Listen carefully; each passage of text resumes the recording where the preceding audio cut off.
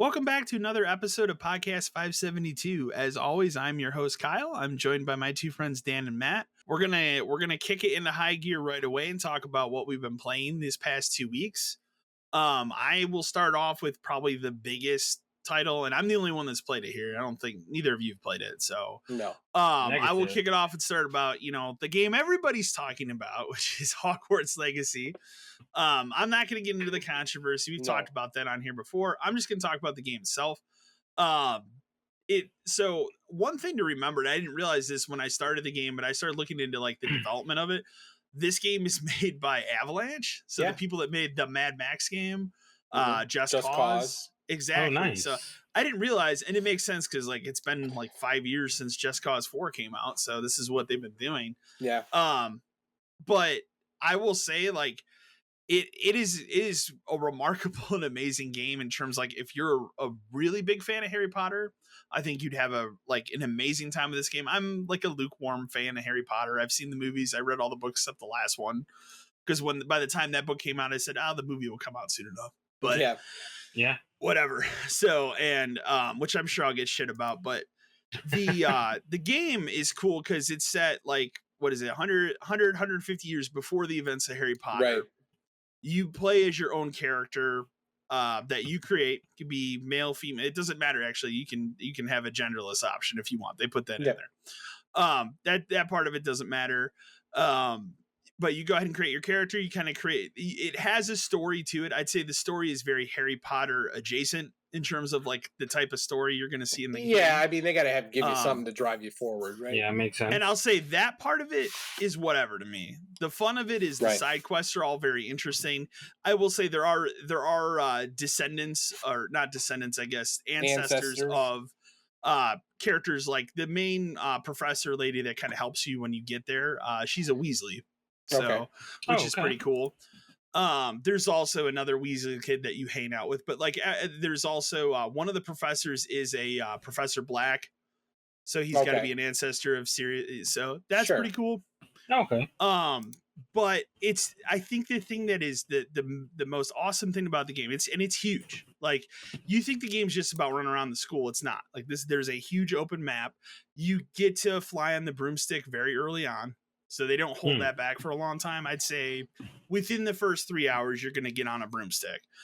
And you just have to do like one little mission. And that's it. Like, you're open up to just fly anywhere. It doesn't matter. They don't hold that back at all. So I will say, like, if you try to fly too close to certain towns, there's a big like invisible wall that starts to appear. It's like, you can't fly here like that, which makes sense. Makes sense. You can fly anywhere on the map once you get the broomstick. And that's really early on, which is really cool because a lot of times these games like to gate stuff until later and later because they want you to get through the story. Hogwarts Legacy isn't like that. It's kind of just like it pops you in. You do maybe a couple of the story missions, and it's kind of like, well, you can do that, or you can go do this school stuff, or you can go help out this friend that you met, in this hallway. The other part of it that's really awesome is how detailed the actual school is. Like, every single room, every single hallway, everything is different. Yeah. And it's all like incredibly detailed. So like, you think about Harry Potter, you think about like there's paintings that move, there's people in the paintings and shit like that. There's like ghosts that fly around and stuff. All that stuff is going on in this game. That's pretty cool. That's pretty awesome. At all times. Like, you might be exploring, the fucking school at like 2:00 in the morning and walk around a corner and there's some ghost dude just hanging out juggling. Okay. And he'll just start talking to you. So It's pretty wild, like how detailed it is. Like I didn't expect that part of it, and like I didn't really follow much of the coverage of the game. I saw a couple of the trailers, like that looks really interesting. Like I am amazed that I'm interested in a Harry Potter game. So yeah. As I'm coming from it thinking, I was going into this game being like, well, maybe it's the Bully sequel I never got. It has some Bully elements. Like you can be an evil kid if you want to. You can learn the dark arts. Like that's totally a path in the game. But I would say the biggest two things I would compare it to are Bully and Fable. Is what I would say are the two. So like it very much feels like Fable. So like if you're an Xbox fan out there and you're waiting for whenever that Fable game comes, if it ever comes at this point, maybe look at Hogwarts Legacy. Like even if you put aside the Harry Potter part of it, like I did, because again, I'm not the biggest Harry Potter fan, you can get a lot out of this game. Another thing I want to highlight, the combat is really good as well. So a lot of the side quests and like missions that you do, you have to learn different spells, and the process of learning the spells is very easy, but like the things you can do and manipulate are crazy. Like you can levitate boxes, you can throw people around. Think of like force powers from Star Wars. You can saw some stuff around. Like, people are throwing cats off of buildings and stuff. Yeah, well, there's a lot of cats in the game. Wow. So, but like it's crazy, like how much there is in this game, how much depth there is. So I've played 20 hours and I am only at 20%. That's good though. Wow. I mean, isn't that the kind of game where you'd rather it last as long as possible? Yeah, just because exactly. You want to play in a universe like that, and not just exactly be done with it. Right. Yeah, exactly. And the other thing, like I was curious about, because I only watched a couple trailers. Like I'll check the game out when it comes out. So if anybody's looking at it, like, well, how does it work? Because your character's older, so you're a 5th year student. And they kind of explained at the beginning of the story as they set up like the overarching story, why you're there. I'm not going to spoil it, but like why you're a 5th year and why they're accepting you as a 5th year, because that's not normal. Right. For Hogwarts to do. Makes sense. But and then you like I'd say the first like early missions of the game, you'll have characters that are like, why is this kid coming here as a 5th year? That kind of stuff. But just overall I've really, really enjoyed it, like from beginning to where I am now. I'm gonna continue to play it. I have no idea how long it is. I never looked it up. I don't really care. Like I'm just gonna keep playing it. So and for transparency, I'm playing on PS5. So yeah. But it's been. You got to get that extra mission, right?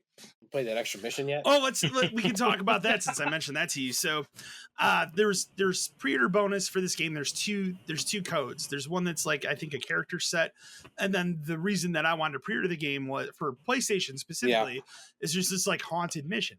So I opened my game, I installed it, and I totally forgot about it. A bunch of life stuff happened, and then the other day I was like, yeah, I should probably put those codes in. So I open it up, and it's not like a pre-order bonus where it's GameStop where they print the code out for you. It's in the box. Okay. So GameStop has nothing to do with the pre-order bonus. So I pull it out. I pull the 2 codes out. I look at the first one. I'm like, cool, pop the code in, get it. I pull out the second one. I turn around. They just didn't print the code on. Awesome. So I have to look into like who I'm supposed to contact, because again, it's not GameStop's fault. Like they didn't give me the I would code. Imagine it's got to be the developer, right? I would think so. Maybe a publisher, but like I don't know if I'm supposed to like tweet somebody, at Warner Brothers and be like, "Hey, I bought this." Like, show them a picture of it.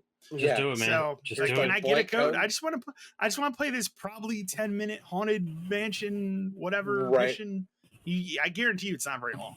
No, and it has nothing to do with any part of the story at all, I'm sure. So exactly. So, but I'll have more to say about it the next time we record, because I'm still playing through the game. But I just say early impressions of the game are extremely strong.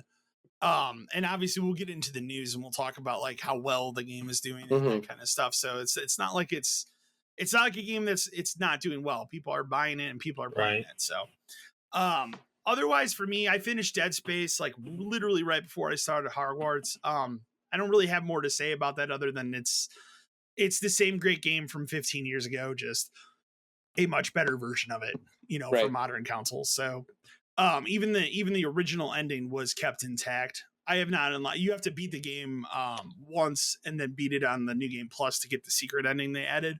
So I have to do that at some point. And then the last thing that I've been playing, and this was a shocker and kind of just a random thing, was I was digging around the Xbox digital store, and I don't even remember what I was looking at. And like off in the corner where it has like recommended shit, this thing came up for like some pet mode for House Flipper. Mm-hmm. And I'm like, what's this pet thing? So I pull it up and I'm like, okay, they've added this mode where you can like do stuff with pets in House Flipper. I'm like, that's really weird. And I look next to it, I'm like, there's a luxury DLC for like luxury houses. I'm like, where's this shit been? So I was like, all right, let's go back. Let's look. Did they add achievements for this? They sure fucking did. So I bought those 2 DLCs. There was one night this week I just wasn't in the mood to play Hogwarts at that time, so I literally sat for like 4 or 5 hours and just fixed up some luxury houses. But yeah. And again, as I've said before, I love House Flipper. I cannot wait for the sequel. I think the sequel will fix a lot of the problems that the current one has. But the DLC is fantastic. So if you like House Flipper, those 2 DLCs, it's just more House Flipper. That's pretty much covers what I've been playing. So I will kick it over to you, Dan. Yeah. So again, still kind of in cleanup mode, but finally did start to play a couple new things.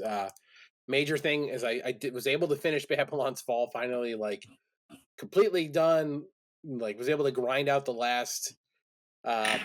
Basically, in order to finish it, you need to run 12 of the last type of mission in the game, which is like a siege, which is essentially like a boss rush. Managed to get to a level where I was high enough where I could solo it, and then got a buddy in, and we got all 12 done, and we did it. Thank God we did too, because apparently, like the last rotation of the siege, because the game's over in 4 days. The last rotation is locked behind. So apparently that game has like 3 levels of post-game content that they like implemented over the time it was out.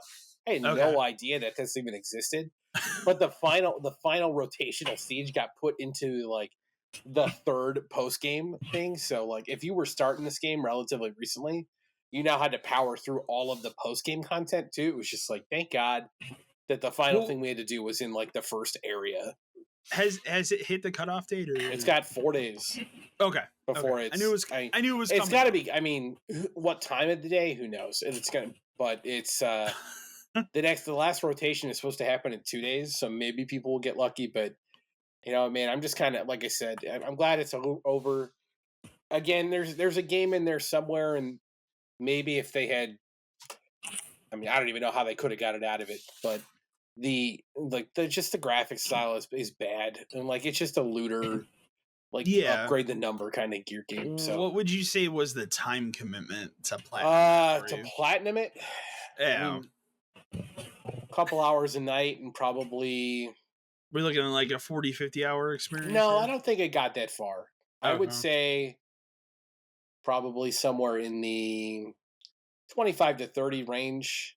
Okay. Working with someone else and then occasionally having like random people join at the same time. Okay. So it's just it's one of those things where it's fun that I have it done and I own a copy because you know the game doesn't in 4 days the game doesn't exist anymore. Yeah. Which is a trend, but just look at it on your shelf. It's just it'll be on my shelf forever.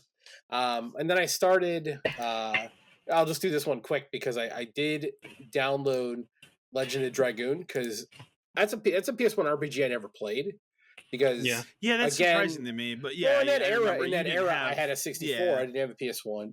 Yeah. So by the time I was playing PS1 RPGs was the PS2 era, and by that point it was mainly just going through all the Final Fantasy games I hadn't played. So that one just kind of never came up. I don't even know if I own it. I think I might own it, but did you know before you started it that the port has some issues? I knew it had some things, but that stuff isn't. It's sad, but it's kind of rare these days when a remaster or a re-release of something doesn't have problems. Right. To be fair, I've only played like maybe 2 hours of it just because I want to see what it was like. Sure. It's a very PS1 old school RPG. I think I'll like it in the long run. Did they add any of the stuff like Final Fantasies where you can like speed up? You know what? I didn't try. I think it has rewind from what I've heard. Okay.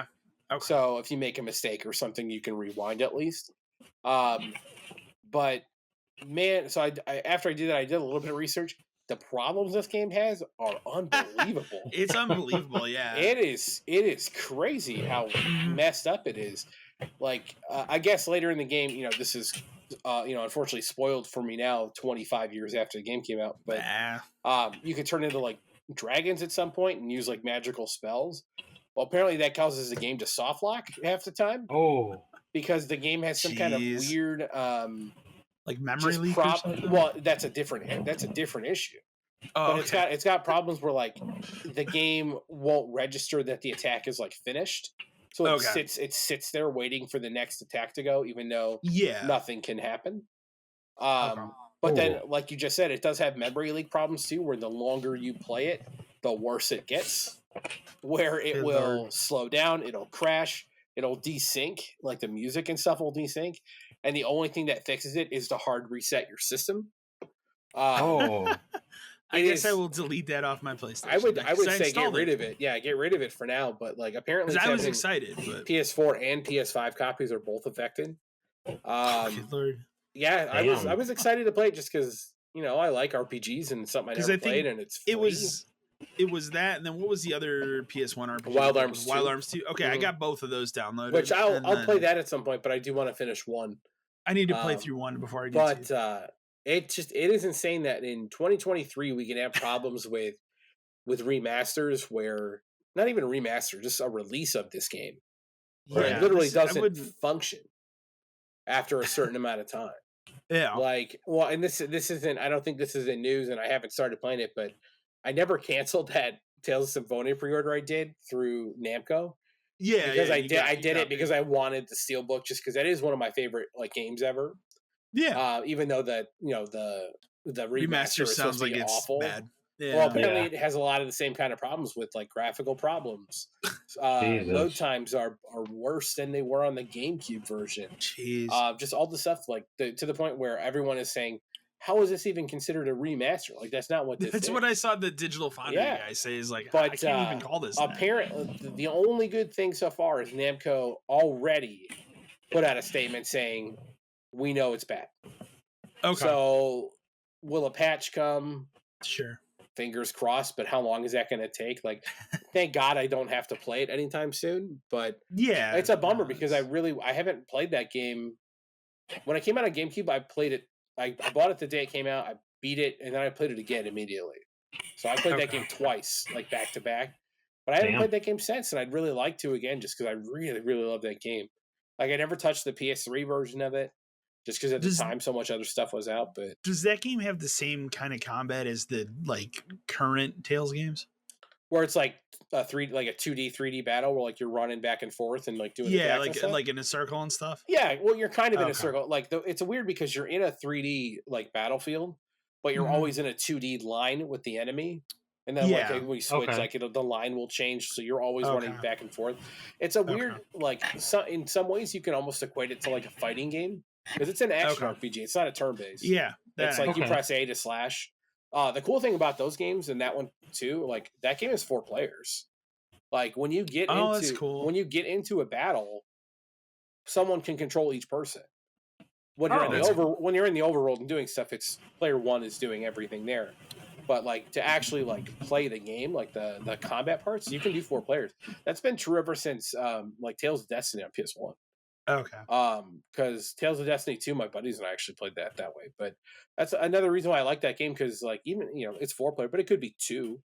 So someone could be the healer, some person could be the magic user, all different kind of stuff. And then, how does it work when you do the RPG part of it? Do they just hang out? Oh, so they're only in the battle, when you're doing like the walk around town stuff, you generally play as I think either Lloyd, who's like the main dude. I think you can be Colette. I think is her name. Is the like the girl in certain parts, but like you walk around and you talk to people and you open chests. The other people do nothing. They're waiting for their turn in battle. But it's just it's interesting for that to even exist. It's still a cool idea. Yeah. Though, So I'm really bummed that game is again unplayable. So I guess I'll have to wait, and hopefully they'll patch it. But again, not a huge problem because I've got so much other stuff to play. And then you got your Octopath as well, right? I didn't order that. Oh, you didn't order that? Okay, I got it, but I'll get it at some point. It's on the shelf. I got my Metroid. Yeah, I got my Metroid as well. I haven't opened it. You know what? I should mention that really quick. I did open Metroid. I did play like the intro just to see like how much better it looks now.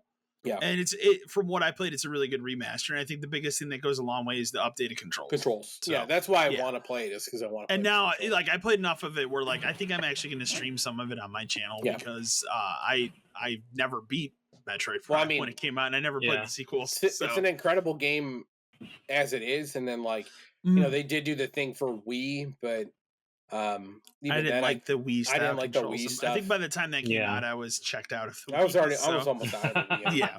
But like to have real controls for like Switch, that's really cool. And like apparently, I mean, I've read a lot of stuff that says it looks great. I'll get to it at some point. Yeah. But then the other thing I've been playing a ton of course, is Theater Rhythm Final Bar Line came out. Nice. You know, I played a ton of the demo and did a ton of that. Yeah. I'm just blasting through all these songs on here. It's just a good chill game, like to play and hang out and enjoy all the music. And it's funny because the game also does have like a quest mode to it, which is weird to kind of describe because as you collect characters, they can level up and they all get abilities. And then some of the quests will be like beat the boss, and it's really about like building the right party so they have the right abilities as you go through the song to trigger the abilities to beat the boss. Or sometimes it's just play the game on the next level up or play the game with a specific character in your party. Like it really tries to encourage you to mix and match stuff.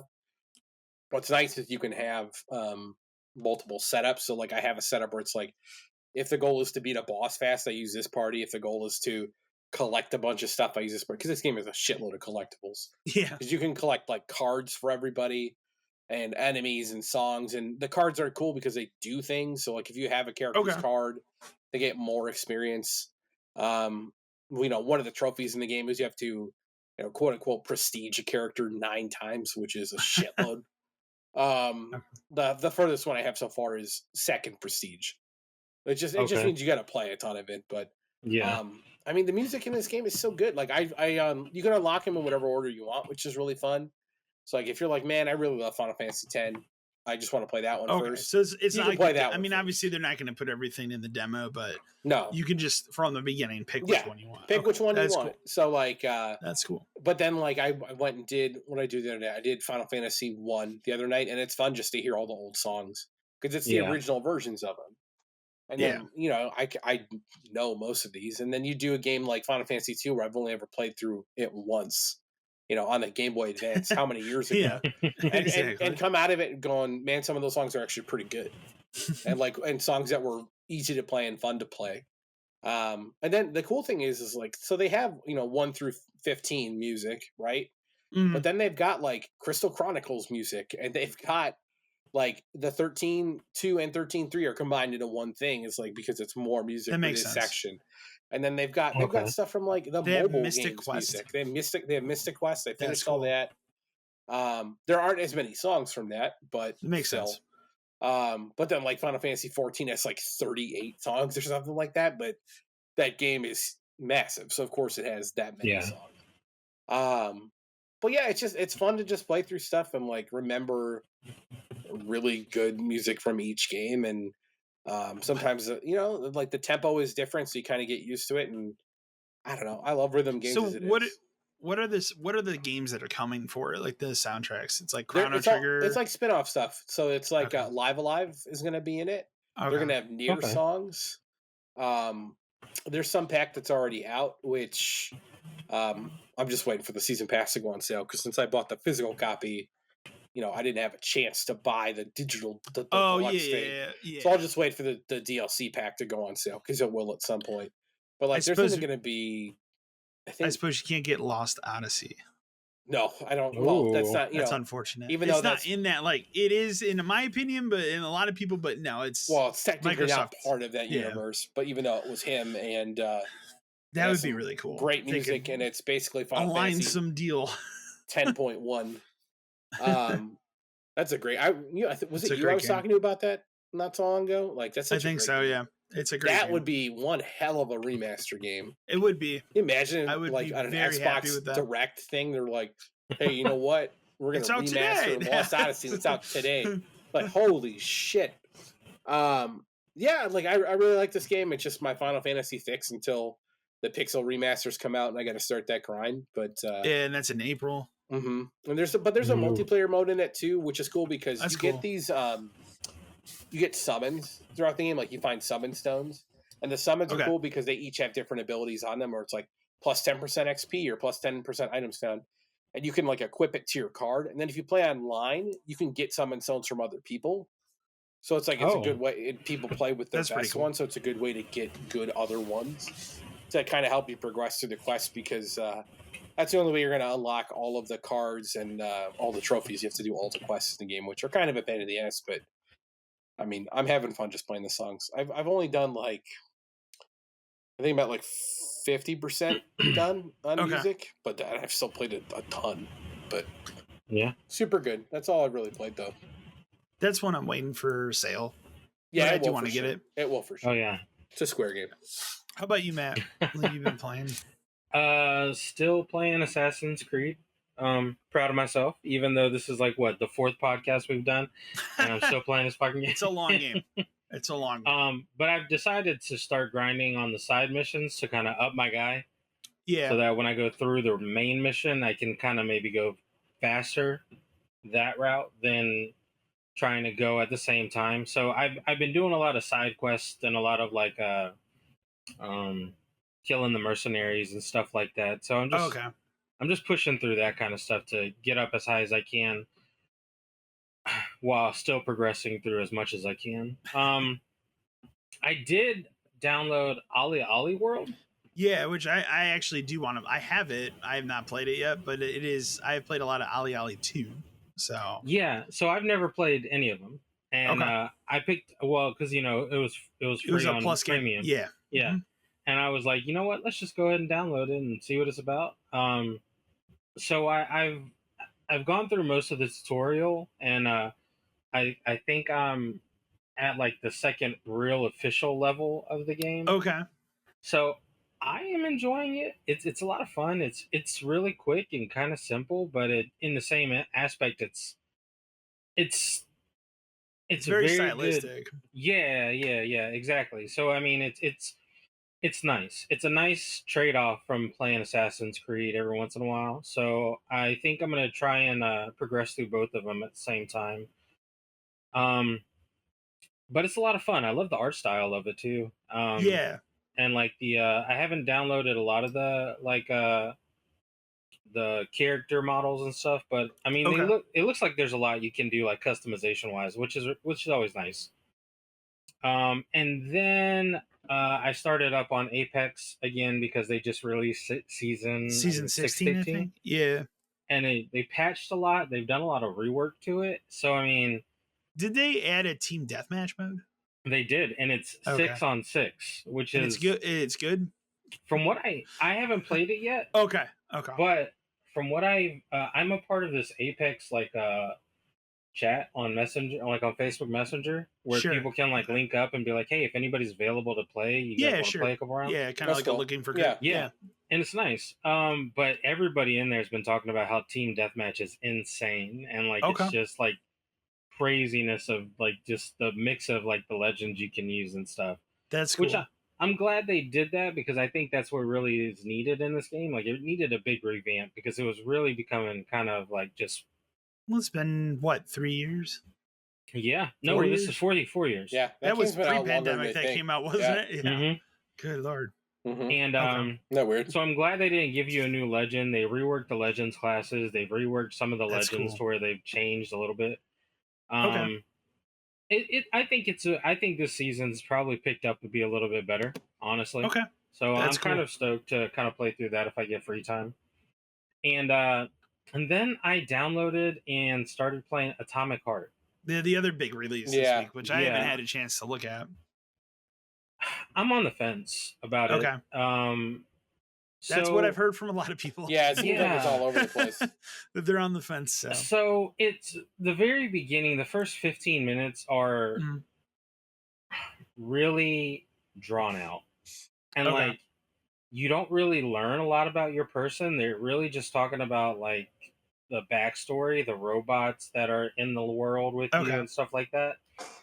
And then like after, you can't skip it. You can't skip some of the dialogue. Like and I think that's the problem I'm having, is that you, like in a lot of games now, you can skip the dialogue or speed it up if you don't want to deal with it. Sure. In this one you can't. Like there might be small, like 1 or 2 scenes you might be able to skip.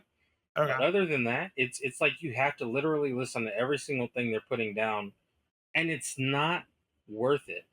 Like it's not like dialogue that's needed, you know, like it's not vital to the story. No, not at all. It's like, it's completely not. So then you get into the story, and then it's like a lot of bickering between the main guy and his robot that he uses, that's his glove, that's talking to him. And I don't know how I feel about it. Like I just don't, like right now the only weapon I have is an axe, and now you can modify your axe. Sure. But it's still like, it's kind of boring. And it's, but I've been trying to like kind of power through it, because maybe I'm like, it's just like, maybe it's just the beginning half, like maybe it's like slow starter until it kind of picks up. But is it another game where the protagonist is speaking too much? Kind of like Forspoken or so, like, you know, with High on Life, I got annoyed by that game. Yeah, but, like in the middle of it, like I was like, okay, this kind of makes sense. Like this dialogue that keeps going back and forth, it's okay, it's understandable. This game isn't like that game. Where the dialogue between the person and his glove is just like, it's not needed. It seems like it seems like it is a bunch of mindless chit chat to just kind of keep you in the game. But then there's like points where, like, you know, the dialogue is coming in and you're trying to do something, but then you can't do anything because it's like, while the dialogue is happening, you can't push another button. Oh God. What game did I play last year that was like that? It's like a walk and talk, kind of like the old Gears of War. There was some game that did that to me last year too that I can't remember, but it drove me nuts. Yeah, it's gotten me close there. Like my wife sat down and watched me play it for like the first 15-20 minutes, and she was like, "Wow, this game looks really good. It looks like really visually good." Yeah. But by the time I was ready to be done with it, she was like, "There is way too much fucking talking happening right now." Yeah, exactly. And I was like, "Yeah, I don't get what's happening either." And it would be different if the talking dealt with a tutorial and based on how to do certain things, but it's just not. And so, like, you, even when they throw you into the actual gameplay, you still don't know the controls real well because they haven't said anything about them. Yeah. So like it's a big clusterfuck, to be honest with you. And I'm gonna try and keep playing a little more of it to see if maybe I'm just like, maybe I'm being too harsh on it. But as of right now, I can say I'm not a big fan of Atomic Heart. Well, isn't there other big Game Pass games out next week, right? That Wulong. Wulong, yeah, that's supposed to be really cool. It looks cool. I do have that one already in, like, you have that pre-installed and all that. Yeah, because I should do that. I'm gonna check that out. I told Kyle, like, I was lucky enough or gracious enough to get an ultimate code for live from a still current employee friend of mine. So I have Game Pass again, which is good. Yeah, because I can go back, and I was gonna need it at some point anyway this year for Starbound. Yeah, it's just great to not have to pay for it. Exactly. Oh, for sure. But all in all, like I'm gonna try to give it, maybe by the time we do this next podcast, I'll still be into it a little bit, and I'm gonna I am this weekend gonna try and like sit down and play at least a couple more hours of it to see if I can just power through the beginning. You might come back and be like, "Fuck that game." Yeah, I think I'm right now. That's where I'm leaning. That's where you're leaning. Yeah, fuck that game. I've had to do that in the past. So yeah, Callisto Protocol. There you go. I was gonna say Evil West did that to me too, so recently, but yeah. Is anything else you've been playing? Does that wrap it up? Yeah, that wraps me up. All right. Well, we'll move into news here because we got quite a bit of things that happened in the last 2 weeks. First thing I'll put out here, and it's kind of funny because we have 2 news stories about sales things. But the first one, Dead Space, was the best-selling new game in the U.S. in January. I'm not surprised. Yeah, It was the game that was pushed the most. It is fun. It is fun to think about that game was only out essentially for 4 days in that month, but everybody was waiting for it. But it's a remake of a game people like that hasn't had a new entry in over a decade. Exactly. Yeah, exactly. I mean, yeah, that's enough to get people hyped for Dead Space. And now, I mean, if you had any doubts that they weren't going to either remaster the second one or make a new one, they're coming. They're going to do it. Both of them are coming. It's just, I think it's going to be like we talked about, though, that like there's a world to remake them and make the money from those, and there's a world to make a new one. Yeah, but then this way the new one could. The good thing is they've proved that the new one can be Dead Space 4. Doesn't have to be Dead Space when we start over. It can be keep it moving. Yeah, exactly. I put this one in here for you, Dan, because that was funny. Dead Island 2 went gold. Oh. Its release date was moved up a week. Instead of the 28th, now it's the 21st of April. So instead of being delayed 5 years, it's delayed 4 years and 51 weeks. Like, there you go. Yeah, man. Who gives a shit? Exactly. That game is out when it's out. Like, that is when that game comes out. And you know what I'm going to do? Yeah. I'm going to get it, I'm going to play, and I'm going to look for the exact area that I played in the pre-alpha build I played to see if they fixed it. That's what I'm going to do. There you go. That's what you should do. Obviously, and we'll get more to it as we get further in the news, the Microsoft Activision Blizzard shit is still going on. There's been a lot of stuff going on with that lately, but one of the things that came out was that Microsoft has now admitted that Game Pass is not as profitable as they've tried to lead to believe the last couple of years. I mean, again, this is not surprising. No. It's a service you're paying $15 a month for, and then they're putting games on there that are $70 games that people aren't paying $70 for anymore. Yeah, exactly. So it makes sense. I mean, I'll say, like, I think the last subscriber number information they released was they're at 30 million subscribers for Game Pass. So it's not like nobody's subscribed to this thing. But and a big part of it was they finally were like, okay, well, we admit it that people who have Game Pass tend not to buy the games. Exactly. Well, yeah, but I thought that was the whole point. Obviously, they're going to cannibalize sales. Like, we get it, but if it's clearly still working in some fashion and it's working for people, like I said, I just got this code to redo it. Yeah, and I was going to need to do it for Starbound and other things at some point in the future. Mm-hmm. But it's not the kind of thing where I'm going to buy Starbound. I'm not going to pay, especially since that's a $70 game. I'm not going to do that when I know I can get it for $15 and keep it as long as like Redfall. Right, Redfall. Redfall is a game I really want to pay, but do I want to buy it? No. But if you're subscribed to the service for 4 months, it's like you bought the game. Yeah. So remember one of the things that I remember always coming up years ago, where it's like, how many games do people actually buy a year? Like, you and I and too many. we're on the high end. We're on the high end. And I've even cut back considerably, and I know I'm still on the high end. I have as well. So on the low end, there are some people, and we know it from working at a store. Like, there are some people that buy maybe 2 full price games a year, maybe. Mm-hmm. Yeah. So if that's all they were going to buy, but you can get them to subscribe to Game Pass, you've gotten at minimum the same amount of money out of them, if not more. So Game Pass has a place. There's people that don't get the value out of it, and there's people who abuse the value out of it. It's like everything that exists, where any kind of subscription thing that exists. Like, think about like how long I've been subscribed to Netflix.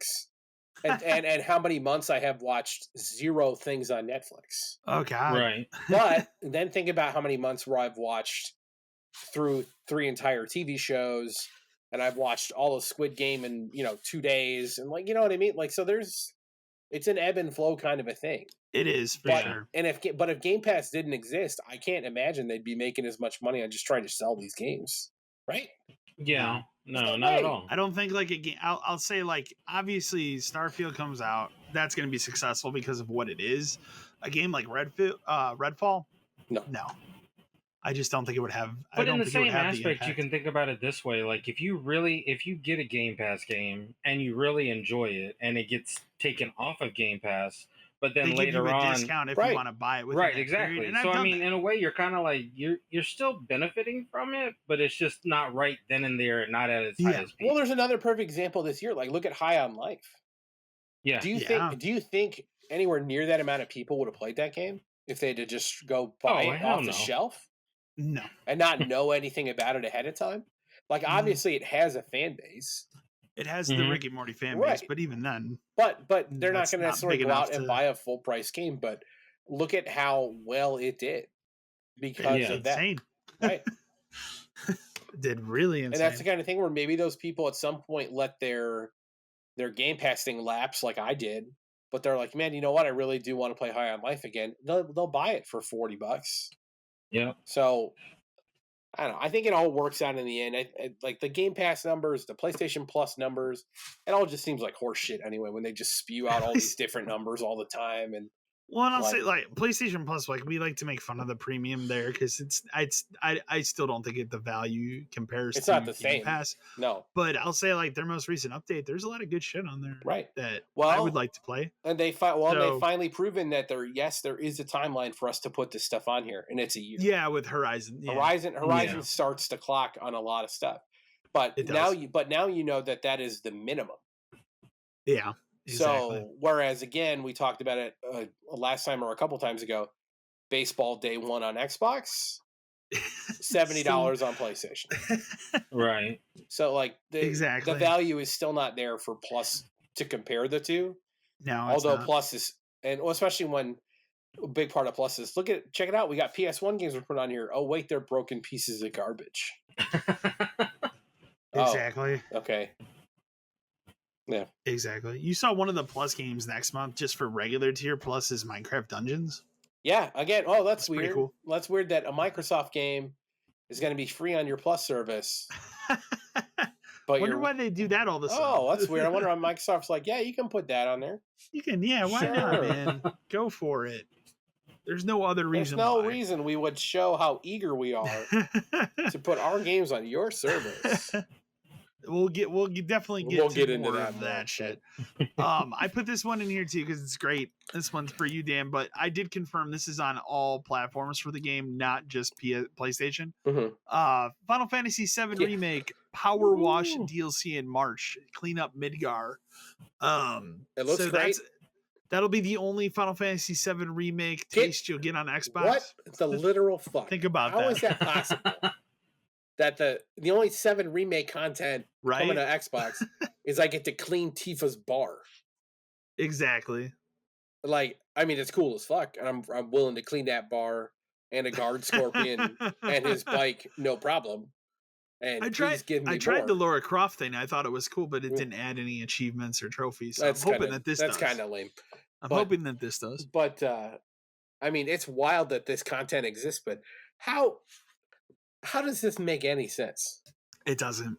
It makes zero Do you sense. think we finally just get the 7 stuff on Xbox when the whole thing's done in 12 years? I think one of two things happens. I think either when the next part of Remake comes out, They put the you first get the one first on part Xbox. on That would be good. Xbox, That would be or good. it's when it's all over.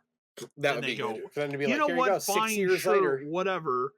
You know, I think that's when it happens. But I think it eventually will happen. At that point, they're I like, think "Who so hasn't too. played it?" Like at some point, it's got to right. I mean, look at it this way. Like every other Final Fantasy game ended up on Xbox, Right? Yeah, exactly. except for 14. But like that's a whole other animal. And Phil I think, Spencer's fighting for that all the time too. I mean, I don't get why it's not on there. It works perfect on PS5, so it would work exactly the Yeah. same on that. exactly. And I mean, hell, dude, they eventually got 11 on Xbox.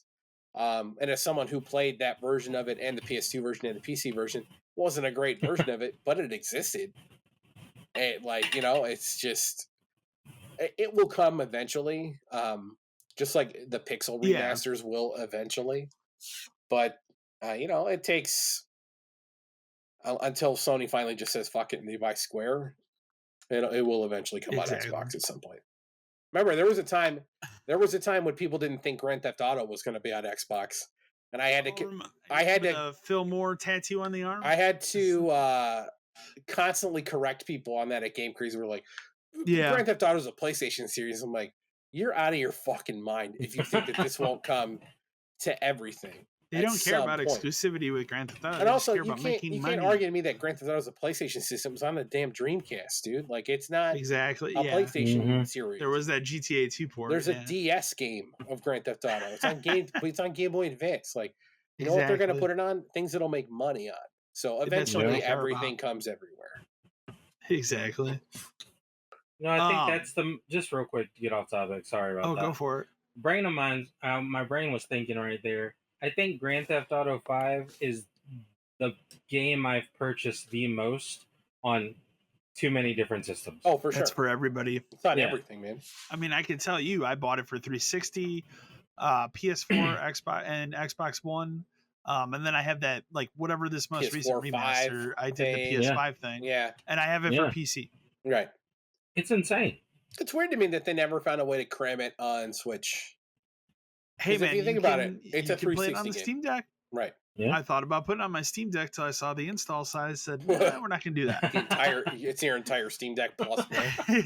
It's like half of my big memory card. And I was like, I don't really feel like doing that just to see what it's like. It would be interesting to see what it's like, but that download would be unbelievable. Yeah, unbelievable. For sure. So, the next one I put in here only because I forgot about this game, and I think the statement that was put out was funny.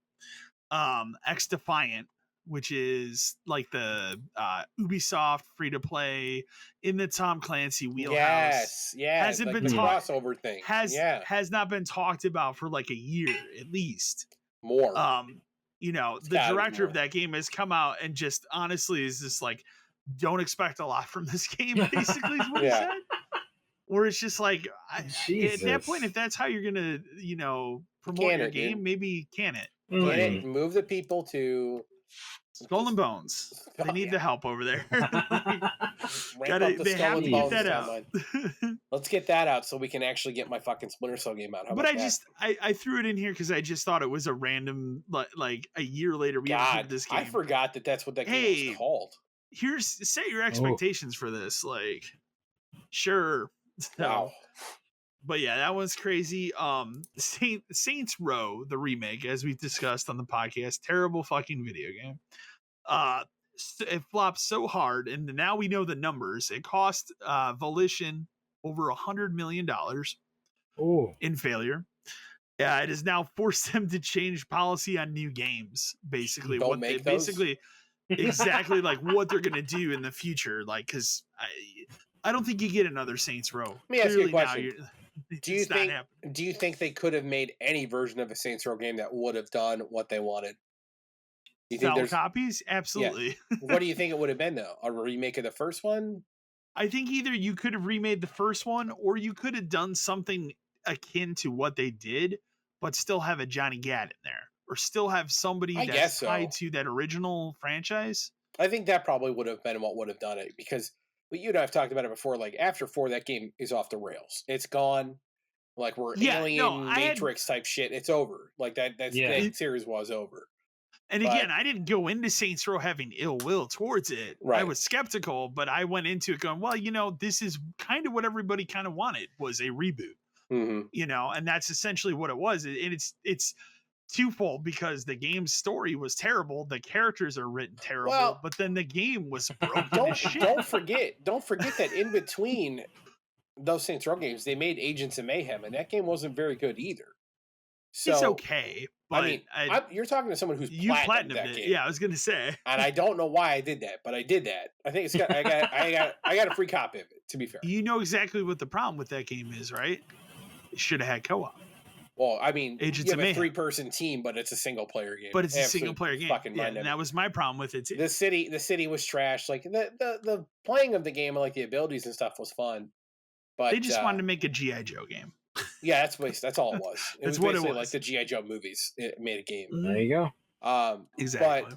But coming off of that, you think about it now. There's no way they the writing was on the wall for what Saints Row was going to be. And it was, plus, unrealistic expectations is bad. And like the problem with that is Volition is owned by what is that place?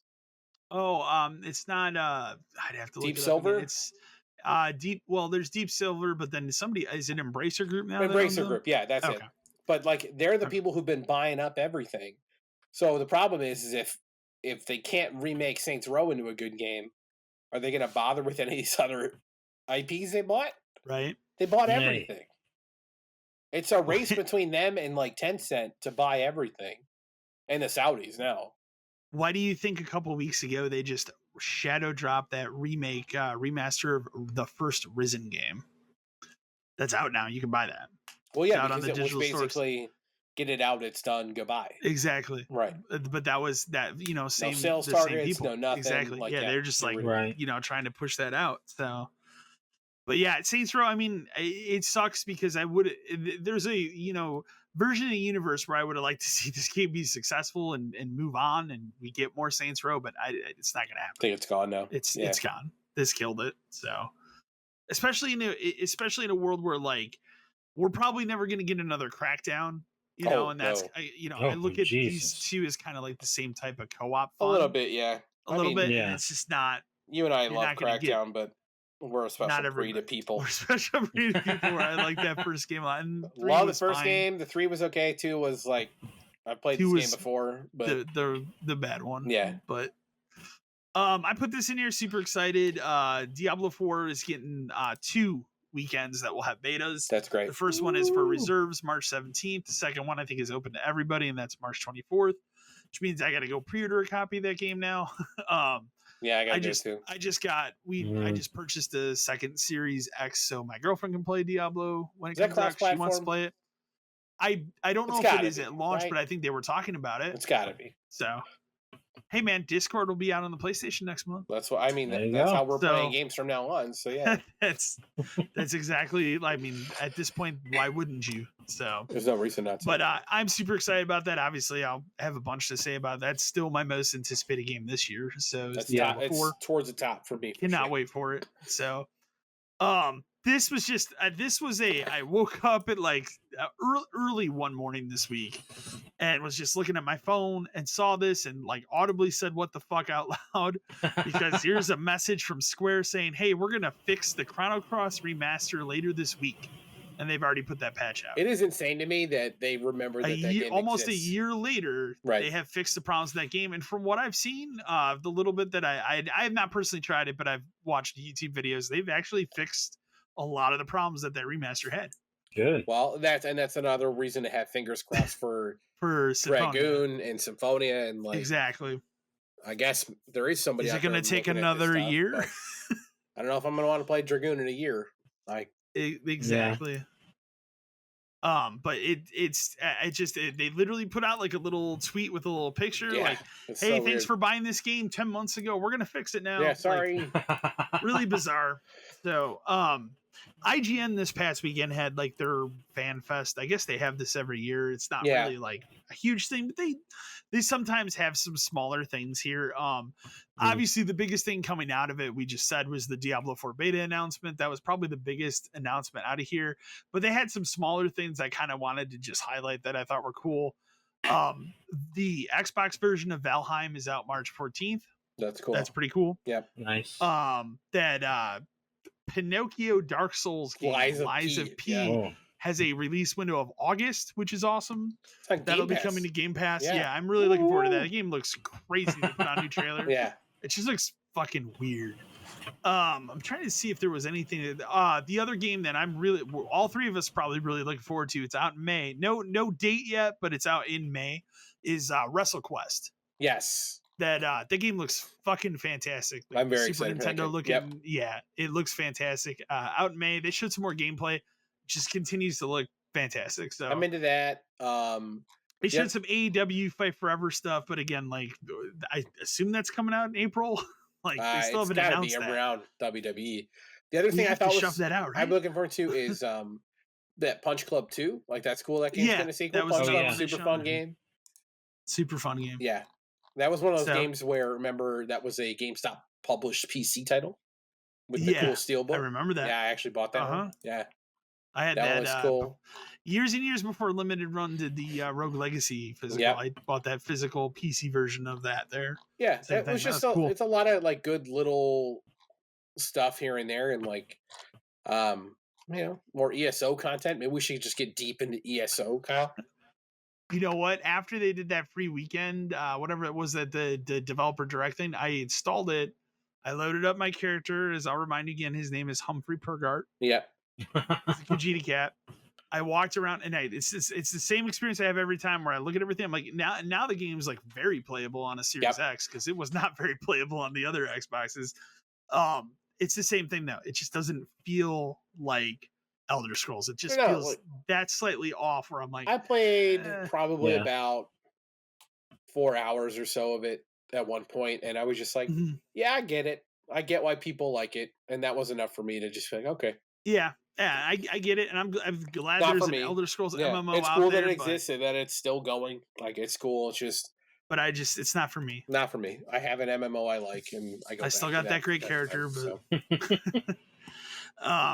Now as we'll get into more of the Activision Blizzard Xbox news, because it gets just more and more ridiculous. Yeah.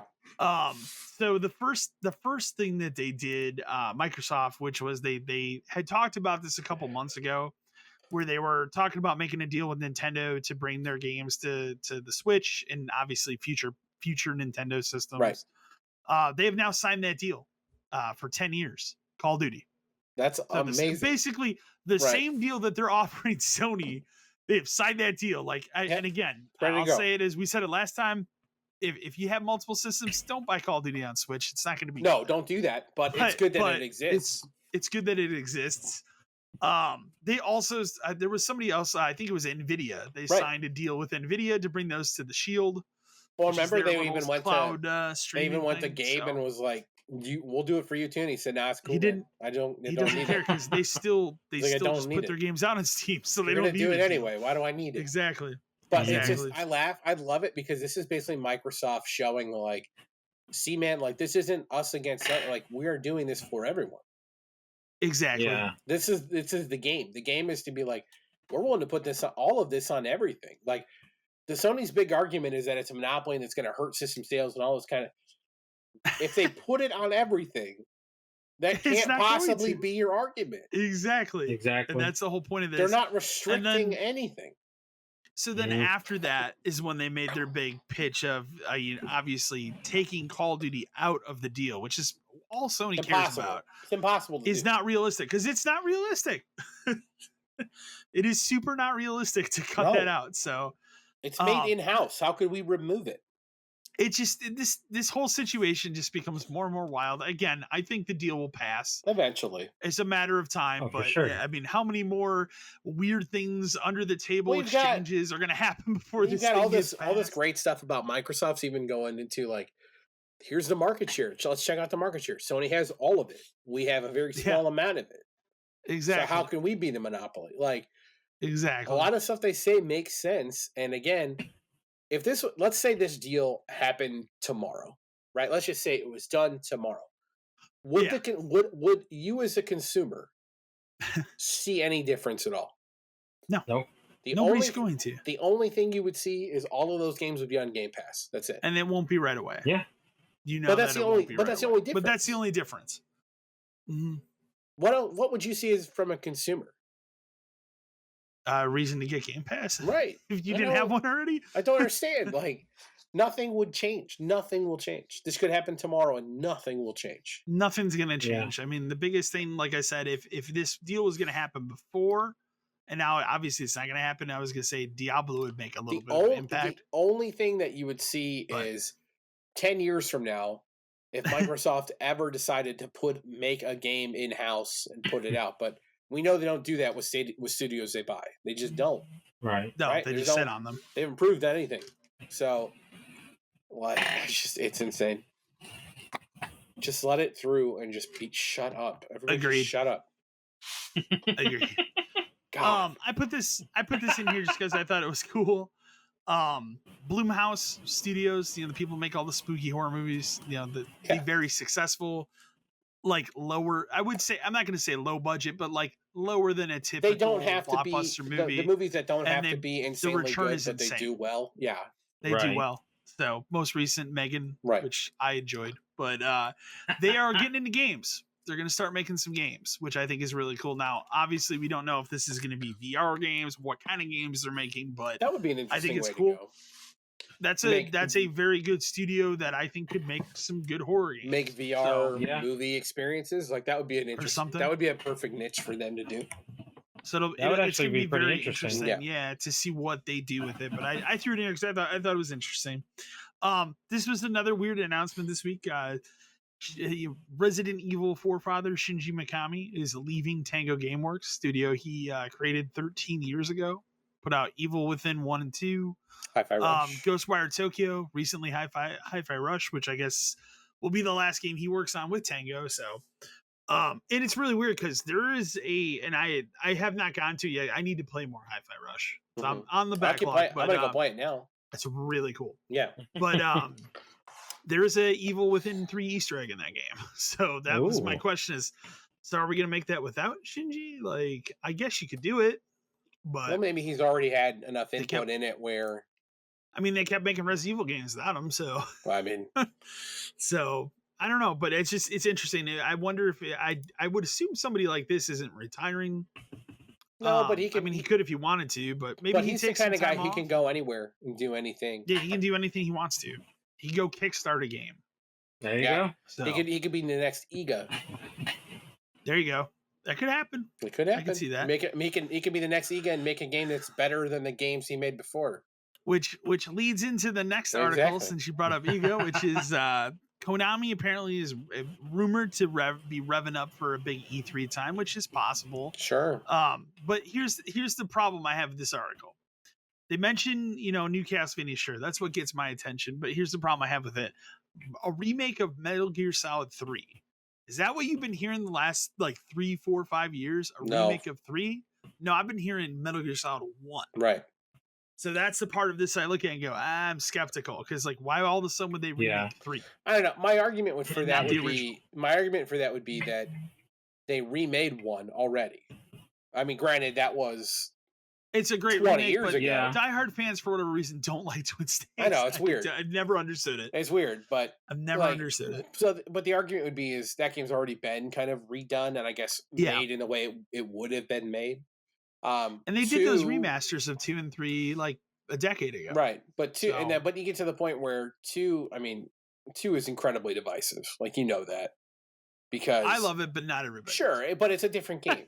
It's a different game. It's a very different game. I remember at the time it came out being very unhappy. People were learning very years later about that game. to accept it as a good Metal Gear Solid. But I think there is room to remake, do a remake of 3.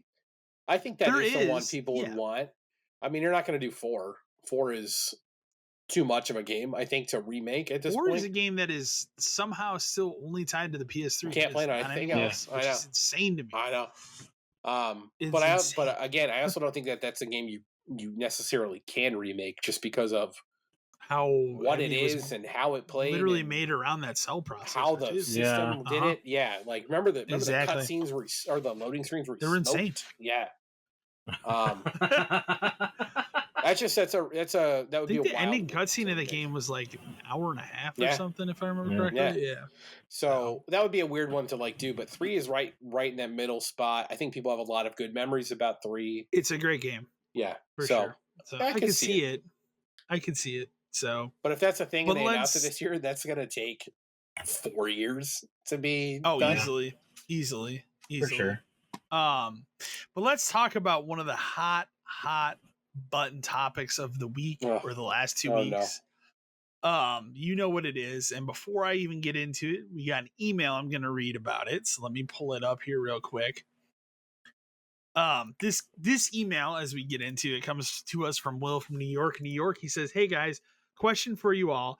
This week there have been 2 upcoming games that have been announced they will require a constant online connection, even in single player mode: Redfall and Suicide Squad. I've seen the internet in an absolute meltdown from this. Various outlets and YouTube personalities are gathering their pitchforks over it, and I have to just ask why. Redfall is a Game Pass release, so you already have to be online to use it if you're playing the game through the service, which, let's be honest, most people aren't spending $70. 90% of people are playing that on Game Pass. 95% exactly. of people are. Exactly.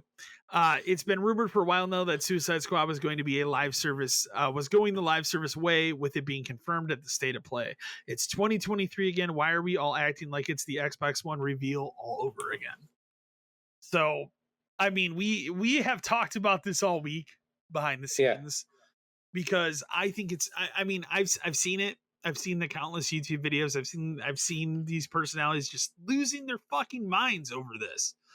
And I have the same opinion. Why? I don't get it. It's 2023. Your system's already online. If it's not, I don't know what you're doing with it, because these systems are a nightmare offline. Well, here's an important distinction about this game against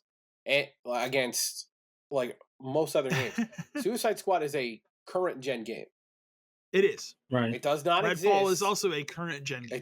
They do not exist on systems predating the PS5 and the Series X. Exactly. If you're concerned about games for those systems requiring online, you are not properly using those systems. Exactly. I don't get it. They're not saying you have to pay to play it online. No. Right. To play the game. There's not like a hidden extra fee. It just simply needs an online connection to maintain like the service. Yeah, and if you were to go out to the store, updates, if you were to go out to the store and buy Suicide Squad and just play through the game single player, it's not going to require you to pay for Xbox Live Gold or PlayStation Plus to do that. Your system just has to be connected to the internet. But why are we pretending that in an age where every single device you use, including some people's fridges, is constantly online? Well, and also, like, why is the argument? I guess because there is a single player component, but like, why do people not get up in arms for something like Destiny or those type of games? But for this, I guess it's because the words single player are in. But the other argument is, it's like, I consider Redfall and Suicide Squad to be multiplayer games. That's what I do as well. I don't consider them to be single player. I guess I could see a world where you'd want to play through them in single player. That's fine. I get that part, but you can't argue that that's how they were designed in the first place. Right. Like, Suicide Squad is clearly a 4-player game with a single player mode. It's a 4-player co-op game. Yeah. It is clearly designed to do. Redfall is more so, blatantly more so. This is a co-op game. So I don't understand why we're still having this argument 8 years later. I don't get it either. 8 it doesn't make any sense. later, when people lost their minds that a next-gen console at the time would require you to have your system connected to the internet. People wanted to and burn Microsoft to the ground. Game Pass wouldn't exist without that. No. Think about it. So. And it's just like, it's not asking you to pay to do this. Yeah, exactly. It's a check. Like, it's for title updates. It's to give you new content regularly. It's all this stuff. Even if you're playing single player Suicide Squad, it's gonna cycle the content. Exactly. If you're turned, I don't understand it. It's absurd. I've watched it all week, and when it first came with Redfall, and I saw the videos on that, I'm like, all right, we're picking on that maybe because it's an Xbox game or something. Sure. But then the Suicide Squad thing hit, and then I just saw the massive amount of pitchforks and stuff on it. I'm like, I just don't get it. But the minute you saw it was a Battle Pass game, you knew it was online. Yeah. The minute, Babylon. Oh, and that was what, a month or two ago when that got leaked? Yeah, where the image Battle got Pass thing? put out. Yeah, I mean, it was pretty much confirmed then. Right. That was very if fucking a game has a Battle screenshot. Pass, it has to be online. Yeah. That's just a fact of how it is. Babylon's Fall, online only. I don't think people, perfect example. Great game, right? Babylon's Fall. Right. But it's just, it is, everything is absurd. online all the time. When I turn my TV on, it's immediately online. Exactly. My phone is in my pocket all day. It's online all the time. Yeah, you are online at all times at this point. Like, stop acting like it's some weird. Like, I just don't get it. But if that's the crux for why you're not going to buy a game, then I don't think the game was for you in the first place. Exactly. Yeah. Exactly. That's the reason you're not going to buy Suicide Squad, because it needs an online connection. Yeah. Like, Avenger. I mean, Avengers was online only. I don't remember people complaining about that part of the game. It was just a bad game. A little bit of it, but it wasn't at the level that I feel. But that's a game. That's another game where it's like that's marketed as single player too, but it's not meant to be. No. Yeah, it's ridiculous. Speaking of that, that was like the biggest focus of that state. So the state of play happened. It wasn't very good. No, it's bad enough that there's like an IGN article that's now saying like these state of plays have all been kind of bad. They don't know how to do them. Like they just don't know. Exactly. The only other real big thing that I would point out that came out of this, I mean, they talked a lot about VR. Makes sense. VR just came out. So talk about VR. There was that one weird indie dinosaur game you remember from a couple of years ago, Goodbye Volcano High or something that. Yeah. And like I legitimately had fucking forgot about this game. How could you forget? It was like, how could you holy forget? shit, that still exists. That got a date for like June 15th, but then obviously, and this is exciting to me. Resident Evil got a new trailer, and I've been kind of keeping off the trailers for this, but for whatever reason, I had the state of play on, so I saw this one. And I don't know why I didn't think of this, but it's in the game. They're redoing Mercenaries mode. Yeah, and I'm excited about that because that was my big replay factor for Resident Evil 4 and 5 was Mercs mode. So I don't know why I never even thought that they would do that. So I'm super excited about that. And then the other part of that trailer was what's his name? Like they show him late. So they show a scene of the game where like you and I can't remember do you remember the Hispanic dude's name? Luis in that game? Isn't it Luis? Okay, something like that. So so it appears like he didn't die and he's alive later in the game. That's good. Fighting two El Gigantes at the same time. Okay.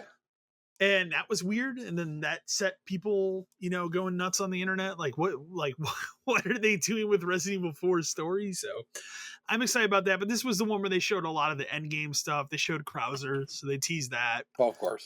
They showed all the stuff that people don't remember about Resident Evil 4, like, right, with the enemies that have guns at the end of that game. So that game huge part of that game at the end becomes a different game about 3/4 of the way through. It becomes Resident Evil 5 at the last part of it. So but I'm more excited about it. It's next month, so we're only a month away from that game, which seems weird, crazy that we're already there. But I'm more excited about it coming off of that trailer. But the sad thing was that was kind of it for that state of play. There Street Fighter 6 reveal. Street Fighter 6, yeah. Mortal Kombat 12 reveal.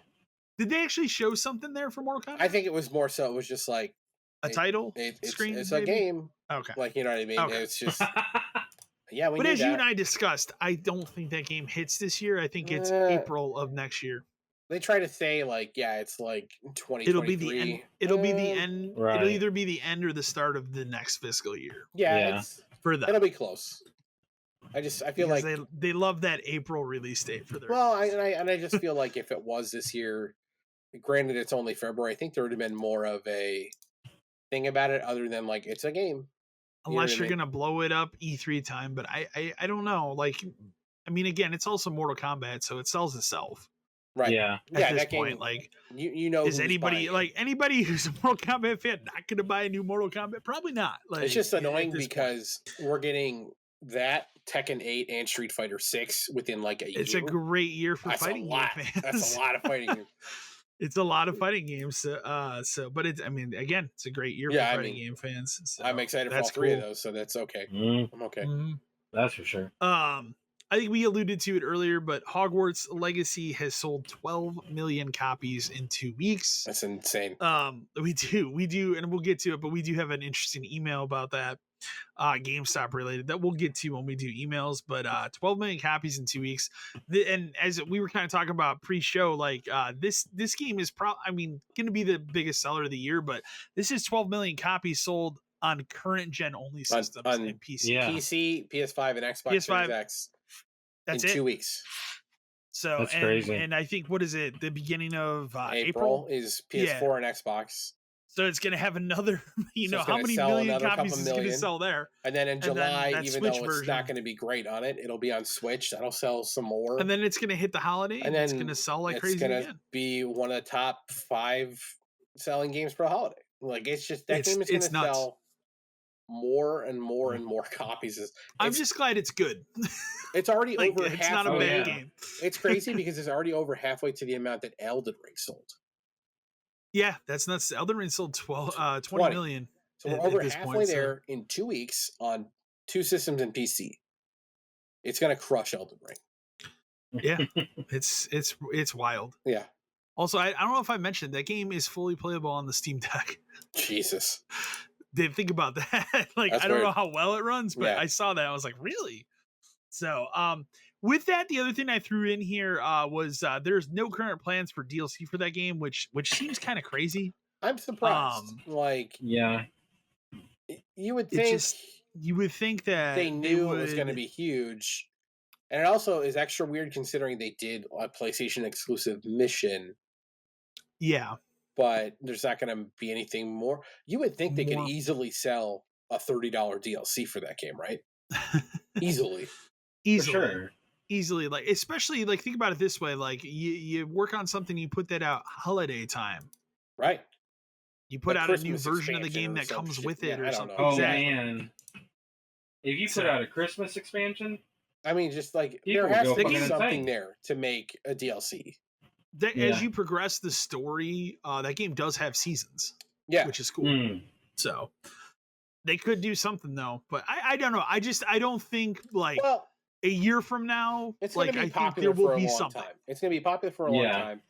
They're not going to make, I guarantee they're not working on whatever the next thing is yet, but there will be DLC at some point. Maybe they sat on it and were like, well, let's see how well it sells. Obviously, the controversy. We have some problems. Yeah, we're past that now, and I'm sure now they're looking at it going, okay, we need to make DLC for this game. So, and I'm sure that something is in the pre-stages. 12 billion copies means you make one DLC. You're gonna do something. Yeah, exactly. At least something.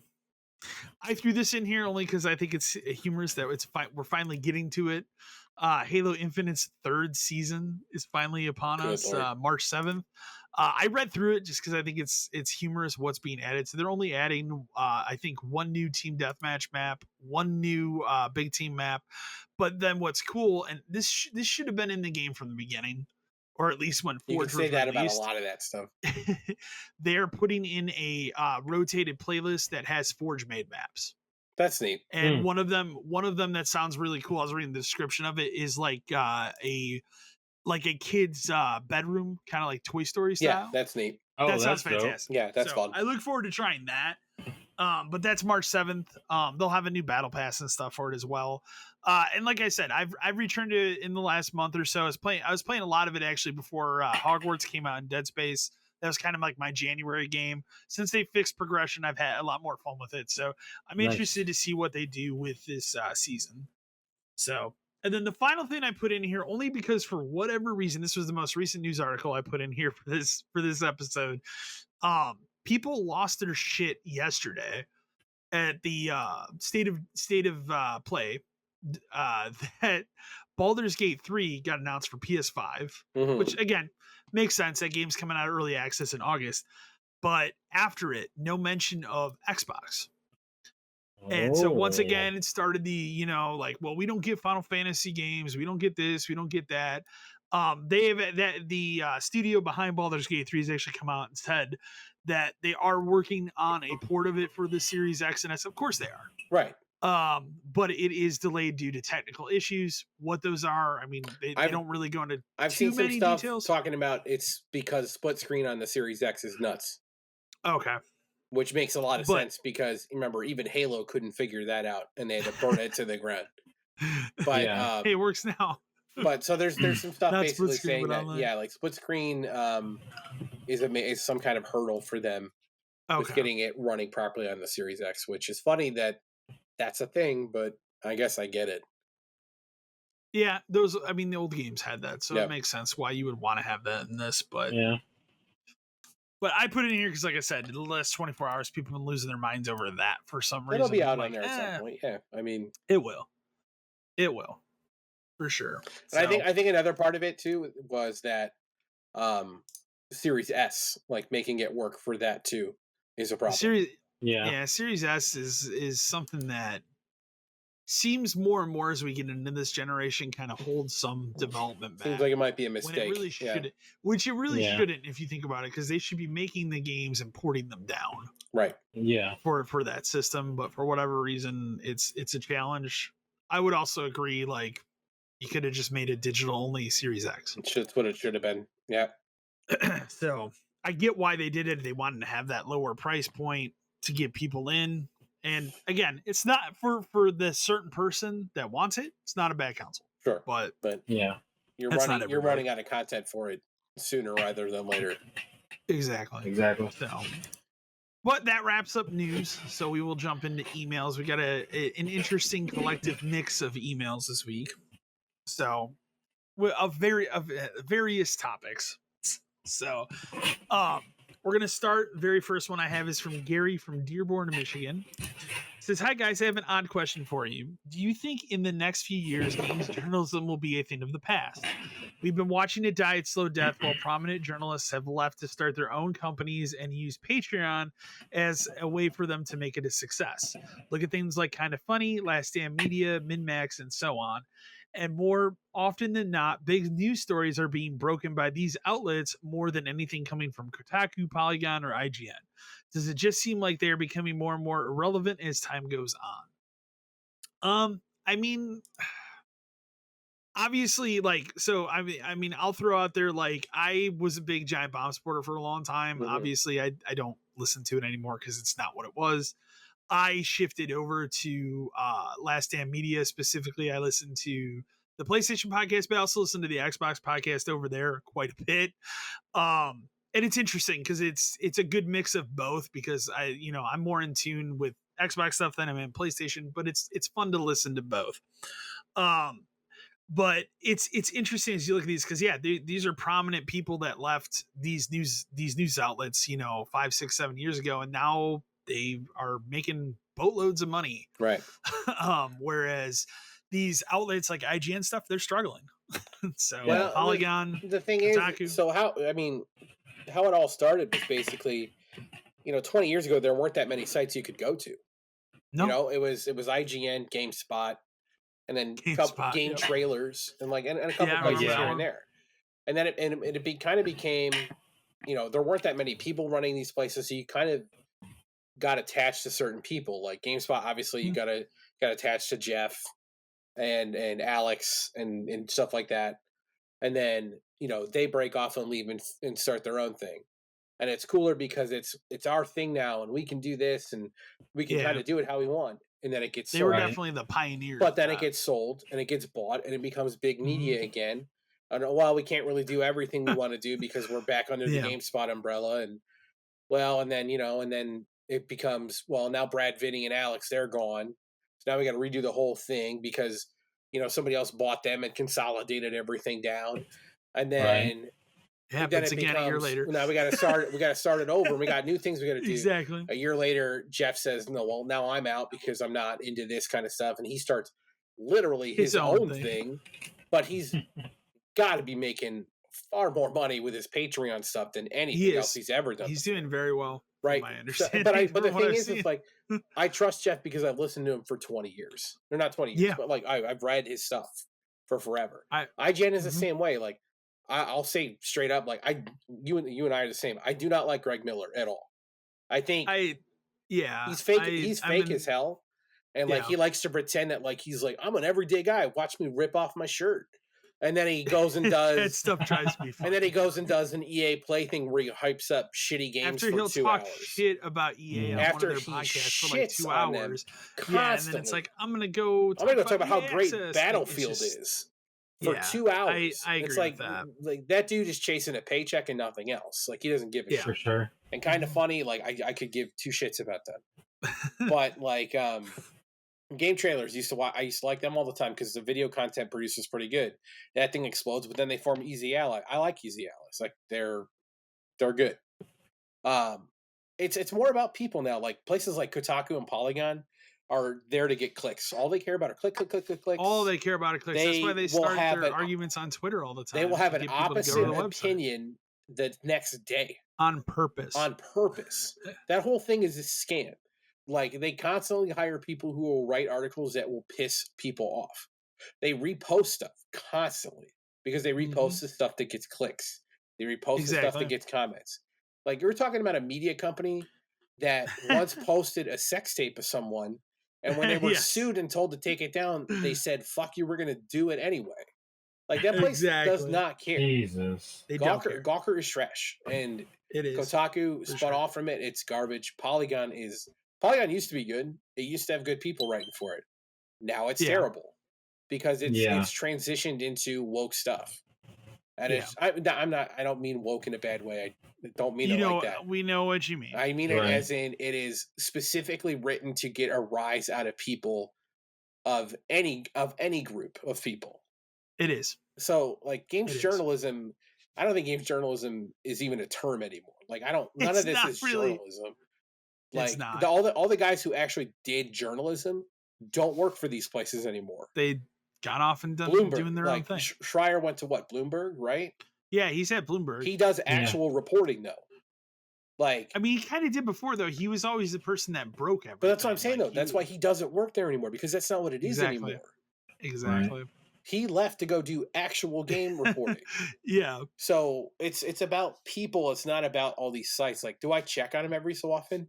Yeah, I do. I go to Kotaku just to see, like, the blatant hypocrisy sometimes, because it's no awful. Shame. There's no shame on that website whatsoever. Have to read a GameStop article whenever they write one. Yeah. Because it's always bad. And we talked about it before. Like, every GameStop article, they troll the subreddit. They pick one out. They call one of the stores to try to get some comment.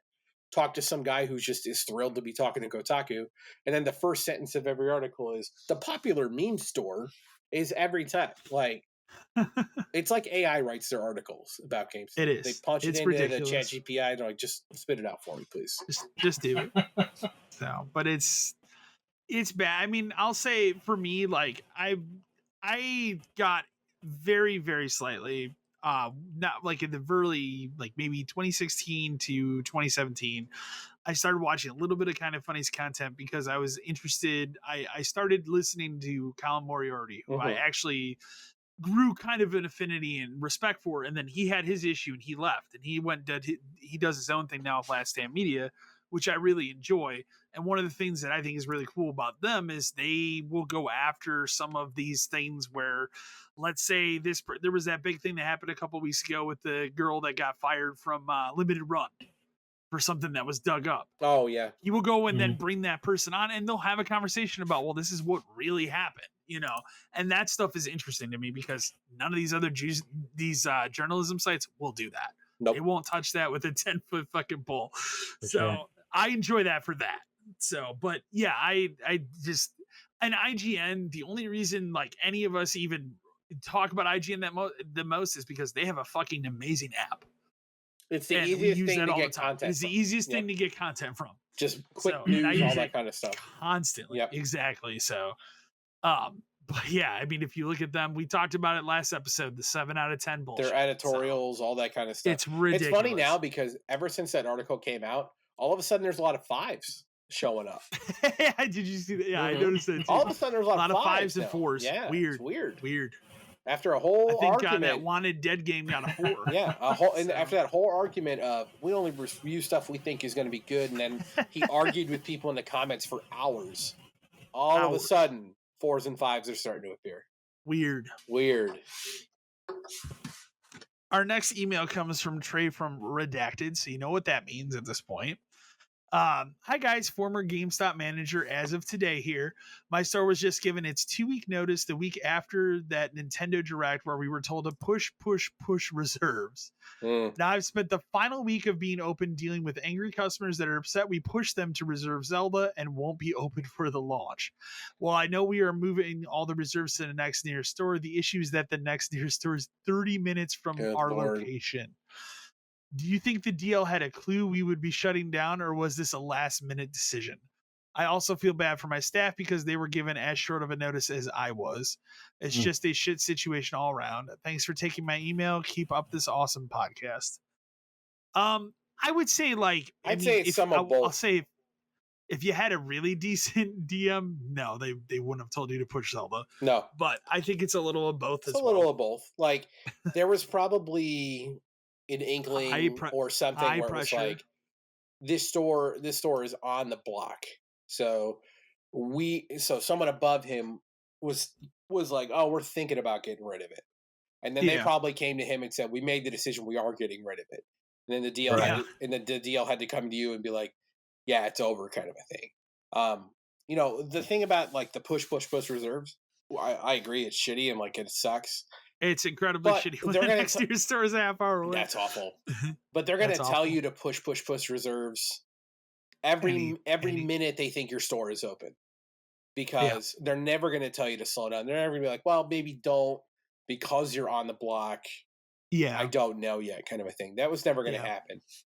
My guess is realistically, and this is the kind of feeling I kind of got from mine when it happened was, you know, it also, I think a lot of it depends on why your store closed, because ours was, we wanted to renew, our landlord was garbage and it wasn't going to happen. And we had, you know, we had been fighting it for a year and we were always kind of hanging on. So even when he told us, we weren't really surprised. When he told me, I was like, I get, we lost the fight, kind of a thing. So did he know ahead of time? Probably not, because it was holiday and it was, you know, holiday is push all the time. And then he came in and had to be like, you know, your store's closing, the rent and stuff. And I said, yeah, I get it. So did he know ahead of time? Maybe a little bit, but my DM also was cool with me, so he wouldn't have jerked me around. Probably knew like maybe a day before. Maybe a day. And it was probably enough to, because, you know, because then he and I had that conversation where he was like, if you want to stay, I'll fire somebody else and you can stay. So he probably had at least a day to think about that to himself, you know? Right. But in this case, I think a lot of it depends on why your store closed. My guess is it could have been a rent thing, but also fiscal year is up. And, you know, something I learned today from a friend of mine is that a lot of P&L numbers have been magically changing and lowering down, and stores that were profitable when you checked your thing a month ago are no longer profitable. And it just so happens to coincide with the end of the year when all of these numbers magically got lower. Of course it does. So my guess is it's probably, you know, I don't know his P&L. My guess is that he probably wasn't profitable, or this store that's 30 minutes away is leaps above him, because we all know the game right now is pair stores together, pit them against each other, and the loser closes. Yeah. And then once you close that round, you start it over. What the game is. That's what the game is right now. And then once that round is over, you pair them up again, and then the loser leaves town. This is all it is. That's horrible. My guess is his store versus that one. They lined them up against each other after they faked the numbers down because they lied about them for a year. Yeah. And you may have thought your store was good. It's not anymore, and you're worse than the other one. You got to go. And then pretty much moving on. So most DMs, I would give them the benefit of the doubt and say that that's not information they're trying to hide from you, because if he knew ahead of time and he told you push Zelda reserves, then that's counterintuitive to him, because then it just means you're getting cancels. Because yes, the procedure is to auto move them to the closest store. That's what happened with us. Everything got absorbed into the other store in the town. But that's people, you know, like 30 minutes away, people are going to be like, no, never mind. I'll go on. There's probably a Best Buy closer than that. Exactly. And they actually get reserve product in. So who knows how Zelda's going to go through GameStop, man. You get it in, a lot of times they have Steelbooks at Best Buy. Well, there's that. But like, again, like who knows how it's going to go at GameStop for Zelda. They're doing that thing again where there is the wooden map or whatever, the cutting board or whatever the fuck the thing is. Whatever the fuck it is. Yeah. If you reserve it, you get one, but online people have to go to the store to get one. Gee, that sounds familiar. Like Fire Emblem when it didn't happen. It's it's going to be bad. It's going to be bad. I mean, luckily that game's out in a couple months, but I would like to hope that even if you have a bad DM, they would not lie about this, because there's For not sure. really a benefit to lie about it or hide it. Exactly. What's the benefit to hide it? Like, I don't get it. But I mean, it sucks your store closed. I don't know did he say if he's staying on or not, if he's moving to someplace else. He didn't mention that. No. If you're staying on, good luck wherever you're going. Good luck to you. Yeah. If you're not staying on, I'm happy Fill out for those you. apps Get on those Indeed. apps out, Yep. fill them out, send them out. Exactly. Next email we have comes from Amy from Waterloo, Iowa. She says, "Hey dudes, I was curious if you think any of the big three will ever come up with a mascot as big or popular again as something like Mario. We've seen PlayStation go through several with Crash and now to stuff like Aloy and Kratos, and Microsoft should probably step away from Master Chief at this point. However, Mario is the only one that has stayed a constant. I'm curious to what you all think." I mean, Microsoft really needs to have some sort of mascot at this point. I mean, it'd be cool if, it became Joanna Dark when that comes out, but I don't think it will. No. I mean, at this point right now, it's just like whenever the next Gears game, they'll have somebody from that. And then this year's Forza car. But yeah, they should have leaned more into Minecraft something. Steve when they bought it. Like, that's what they should. They should have leaned into that and amped it up as like, check it out, family system. Check it out. Steve, exactly. Like Steve, he's playing all these games. Like, they should have leaned. Mm-hmm. Obviously, he's on every system, but like they could have leaned into it easily. I think the problem is like it's just you'd have to hit on something, and it's a different time. There aren't enough IPs, new things that come out to hit on. Like, Kratos is the Sony mascot now, which, to be fair, he's a pretty good one. But like Sony has always evolved, because you think about over the years they had Crash, PS2 era. I'd say something like maybe Ratchet and Clank or they don't even Crash isn't them anymore anyway, and pretty soon that'll be Microsoft. It's not, and now it's not. I couldn't tell you who the PS3 era. I feel like the mascot they should have leaned into would be like Astrobot. Remember, they tried to make Sackboy the mascot. Yeah. They tried to make Sackboy the mascot for PS3. That's who it was. They did. And he was kind of always around, but that didn't really stick. But like the Astro's Playroom for PS5, low key still one of the best PS5 games I've played. That game's really good. It's really good. They should lean into him more. He should show up in all of the marketing. He should be everywhere. They should make another. They should make a sequel to that. It's insane. Make more levels. Like, people would. The thing is, like, that was a free game. People would buy that game. You could pay $50. Oh yeah, I would have bought that. I would have bought that game. Yeah. Had I seen what it was. Yes, that's the other thing. They don't do a good enough thing about advertising what that was, or obviously because it was a free experience. But he could be the mascot pretty easy. He's family friendly. He could show up in a ton of stuff. They can make why isn't there like an Astros sports game that is just Wii Sports, but it's him? Exactly. Like, doesn't that write itself kind of a thing? That can't be that hard to make. Like, kind of. Xbox, I don't think really necessarily. It's a lot more difficult there. Yeah. Steve is how they should have been when they bought it. They should have just been like, fuck it, he's in everything. And then Nintendo's got 12 mascots, and they're all good. So they'll never really need to add another one. It's funny, too, because they do add new ones just kind of organically. Like, you think of Nintendo, like Splatoon kids, Olimar from Pikmin. Like, Nintendo's so natural at it because they just make good, fun games. They do. Yeah, everybody in fucking Smash Brothers is potentially a mascot for that system. There you go. It's pretty. It's pretty true, though. It is. They're all good. You got a point. They're all good. No, for sure. Name a Nintendo character you don't like. That's harder to do. Exactly. It's even the weird ass ones like Wario and Waluigi. Like, they're assholes, but they're great. Everybody loves them. But they're great. Yeah. Do you think Wario makes an appearance in the Mario movie or no? They saved that for a sequel. I think you bury that like you did Tails for Sonic. Right? Maybe you have a hat somewhere or something. Maybe at the end. What's this yellow hat? Maybe at the end you just hear his rad motorcycle rev. Oh, there you go. And then you see him and he drives by and all you see is his big fat ass. There you go. Yeah, and then the noise goes off, and then there you go. That's good. And then it's voiced by Chris Pratt in the next movie, and he goes, "It's a voice you've never heard before." There you go. Next email we have comes from Dwayne from Louisville, Texas. He says, "Hey guys, absolutely love the podcast. I was curious if you tend to talk in high regard of your former store. What was the best era you worked for GameStop / Game Crazy? Also, do you think you would have enjoyed working there during the Nintendo / Super Nintendo days?" I mean, technically speaking, I did work 2 eras, although the 360 era when I was there was just a holiday. So like years and years ago, back in like 2006, I don't know if I've mentioned, Dan knows, but I don't know if we've mentioned this on the podcast. There was a brief period of time where I worked specifically the electronics department at the Target across the street during the week.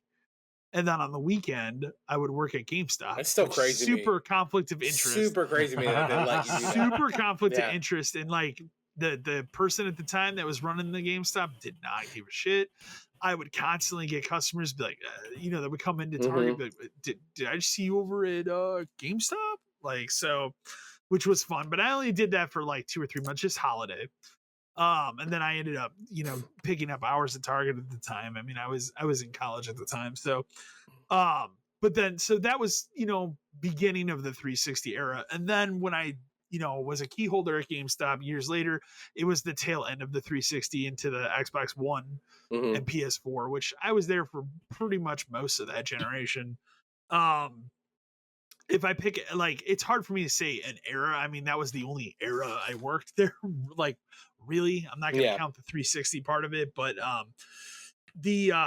so I can't really answer that like as well as probably Dan can, because you worked for both stores considerably longer than I did. But specifically the Super Nintendo, absolutely, I would have loved to work during that era. I think it would have been a lot of fun. Yeah. I remember visiting, FuncoLand, that store, the store I worked in. Yeah, me too. So you too. So, but I'll kick it over to you, Dan. Yeah. So I worked 2 very distinct eras of time. Like I worked at Game Crazy from 02 to 09, and then I worked at GameStop from 09 to 17. So I had about the same amount of time at both places. 2 very different eras and 2 different stores. Because the first time I worked there was my first day was checking in boxes of retro games that had been shipped to us from like Vegas and Oregon and stuff, because that's where all the other Game Crazies were. We didn't have one. Yeah, that's right. And I remember my first day, 7/29/02, opening cardboard boxes and just taking out, like, these weren't shipped properly at all, which in retrospect is cringe to me because it was just cartridges floating around in a box. But just taking out stacks of Nintendo and Super Nintendo games and Genesis games and having to type them in, and getting to see stuff I'd never seen before, and like, I'm gonna buy this, I'm gonna buy that, like that kind of stuff. That was really fun. Like working, I think that's probably my favorite era if I had to pick of any, would be like the 02 to like 05 era of Game Crazy, because we were still, our stats were 50% retro. We had a PlayStation 1 case, a 64 case, a Super Nintendo case, a Nintendo case, Game Boy stuff, Game Gear stuff, Saturn when we'd get it, Dreamcast when we would get it. Priced appropriately. Stuff that was priced like normal games. I think for a long time, like Secret of Mana was $40. Ooh. There you go. High. Or Earthbound was $50. So high. I could have bought so many copies of these fucking games. But that was the most fun because we were still very heavy retro. Like we were still new in the area, and people were bringing in collections to trade. I'm talking like fucking boxes of stuff to trade in, and getting to go through everything and sort everything. This was in an era when counterfeits didn't exist. The Game Boy Advance, had only been out for a little bit, so we were still getting new Game Boy Advance games. Like I remember when we got like Golden Sun 2 to put up, or when Ruby and Sapphire came out, is when I was working there. So like big deal games. Think about that, like those are big games. And it was just fun, like getting new GameCube stuff in, and Xbox and PS2, because we always talk like that's a great like generation of games, and getting to be there for the launch of the 360, which was a huge fucking deal. That was a huge deal. Getting to set up the 360 wall and all that kind of stuff, and back when they made strategy guides and they were good, and when it wasn't all one of the first stores that had a collectibles. kiosk to play the 360 before We it came out, had right? we had a demo 360. We had a demo. Okay. We had a demo Wii for like a month before it came out. That was huge. Okay. Oh, wow. Maybe I know at some point, like Buddy and I You would stopped have in had to to try one of because those. we were the only place that If it was had it. Wii or 360, one of We those. for right? definitely it was probably the Wii because we were the Probably only place Wii. that had it for a very long time. For whatever reason, Game Crazy had a very good relationship with Nintendo. Nintendo. Okay. I mean, Nintendo likes to be friends with everybody, but I really got the sense that Nintendo cared more about us then than they ever did about us at GameStop. yeah. So like that was a super fun time. Like it's just getting to be there when major systems launched and still getting retro stuff, and like the fun at that place started to die when retro became expendable and it was kind of over. Yeah. And then GameStop, the best era of GameStop was probably PS4, Xbox One launch stuff, just because it was a big deal. Like it was the tail end before you really started seeing GameStop was incredibly popular, and like right before that, leading up to that, and then we just like we obviously we sold PS4s and Xbox Ones like crazy. All of them all the time. Could not keep them. Couldn't keep either in stock. Couldn't keep either in stock. We were always out of games, like selling stuff. That was a fun time too, just because we had hours. We had people who could work. Like that was our best crew. It was me. Of crew that we had. Yeah. Me, you, the other guy we talk about who we loved at the same time. Two good GAs. I think Brian was there at the time.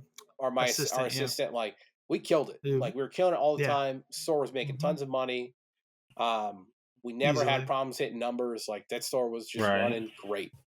I'm not gonna lie like every other GameStop manager on the internet and say we were number one in every category every day of all time. Because as we all know, every store is the best store that's ever lived or ever existed. For sure. And every store manager has been number one in everything. If you believe in anything you read on Reddit. Oh gosh. It's all fucking lies. They're all liars. No, it's all lies. But our store ran well. Like we never had a really problem. For being an old, dirty ass Funko, we were pretty good. That was, in a dying shopping and center. then and then after that, that's when we got into other problems and the store died.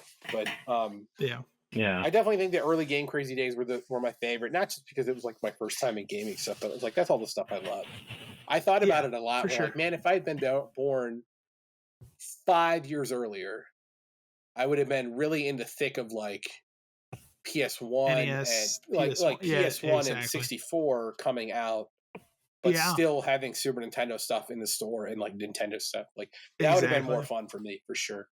Getting Game Boy games and Game Boy Color games like as they came out, like having access to that. That'd have been cool. Because the closest thing we had was when I started at Game Crazy, we had new 64 games still. We still had sealed 64 games. I remember we had copies of Perfect Dark for 64. Jeez. Yeah, 2000s when that for like $15. That's insane. I know, isn't that weird? But I should have bought them all. I don't know why I didn't do it. That was definitely the most fun. Being around all that retro stuff and taking in retro stuff, and prices were reasonable. We would have sales on it all the time. Yeah, that was just fun. New Game Boy Advance. I remember putting new Game Boy Advance games up on the slat wall behind me. It was always fun, like because our pricing was just green tags and like little tag holders, and you would just hang them up on the things and like move stuff around. And great times. That's good. Next email we have comes to us from Carrie from Toledo, Ohio. Hi guys, I've been playing Hogwarts Legacy and it's a fantastic game. I don't want to get into the controversy around the game, but I was curious, can you remember any other game that had this much controversy around it, but it went on to be massively successful anyways? And I see that you wrote one in here, Dan, which is a good example. Just a quick one that I thought of, like I read it and I was like, I can remember Mortal Kombat being a big fucking deal. Even though I was young, even though I was really young when that happened, I remember reading articles about it and just like, I can't believe this game has blood in it and they rip out spines. Like, this is unbelievable. And we just talked a little bit earlier about Mortal Kombat 12 comes out soon. Like, I think it's okay. I think it made it, but there was a big deal. Like that was the big that was a big deal. I'd say for the 90s, that was probably the biggest that I can remember in terms of controversy, because it lasted too. It wasn't just the first Mortal Kombat. Every version of it was a problem. Every version up to, I'd say, when you finally got to the 64, it was when you got to Mortal Kombat 4 and then those games started to become bad, people were like, well, maybe we don't care anymore. Whatever. GTA 3 was huge when it came out, hugely controversial.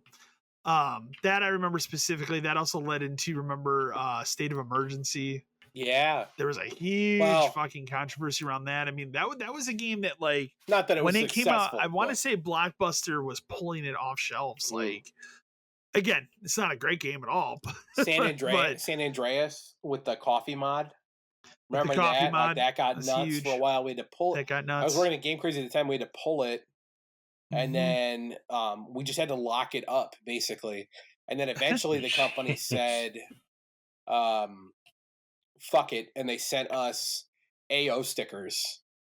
And they were like, just put these on the copies you have and you can sell them. It was the only adults-only game we ever sold willingly. Yeah. And I bought a copy of it. I have a sealed copy of it somewhere. I have a copy because of it. Remember, it got pulled and then replaced. But that was a big deal, and like if anything, it just sold more copies. Like the thing about controversy is it has the opposite effect. Like, it does. People don't like. I think people like us realize that it does. People in the gaming community realize it has an opposite effect of what it's going to do. The people who don't get it are like the out of touch senators who've got no other fucking thing to do with their time. Exactly. Than to bitch about stuff like Night Trap. Remember Night Trap? I mean, that was before our time, or around. Yeah. None of us at our age were going to own a 3DO. Right, yeah, I didn't own a 3DO and give a shit about Night Trap, but then this guy comes on here and tells me it's about murder and stuff, and you're like, oh my god. And then you play it now and you're like, you play that game today, it's like, whoa, no, it's not at all about that. It is bad. So controversy has the opposite effect. Like Mortal Kombat, I think, is a big one. Grand Theft Auto is a huge one. GTA is the biggest one that I can think of. I'm trying to think, like, they remember they tried to blame a lot of shit on Doom. Remember, they tried to blame Columbine. Yeah, Doom is a good one too. Yeah. Because I remember Manhunt had a big thing around it. That was a bad one. It was Manhunt 2 specifically. Yeah. But yeah, Manhunt was another one that had that. Even Bully to a lesser extent when it came out, just because of what it was called. Well, there was that, and but you could kiss a boy. It didn't last. Couldn't you kiss a boy, Nick? Yes, you could. Oh, I remember that. So yeah, like there's a lot of that stuff where like there's little pieces and parts, but it always tends to have the opposite effect. What was that lawyer's name? Jack.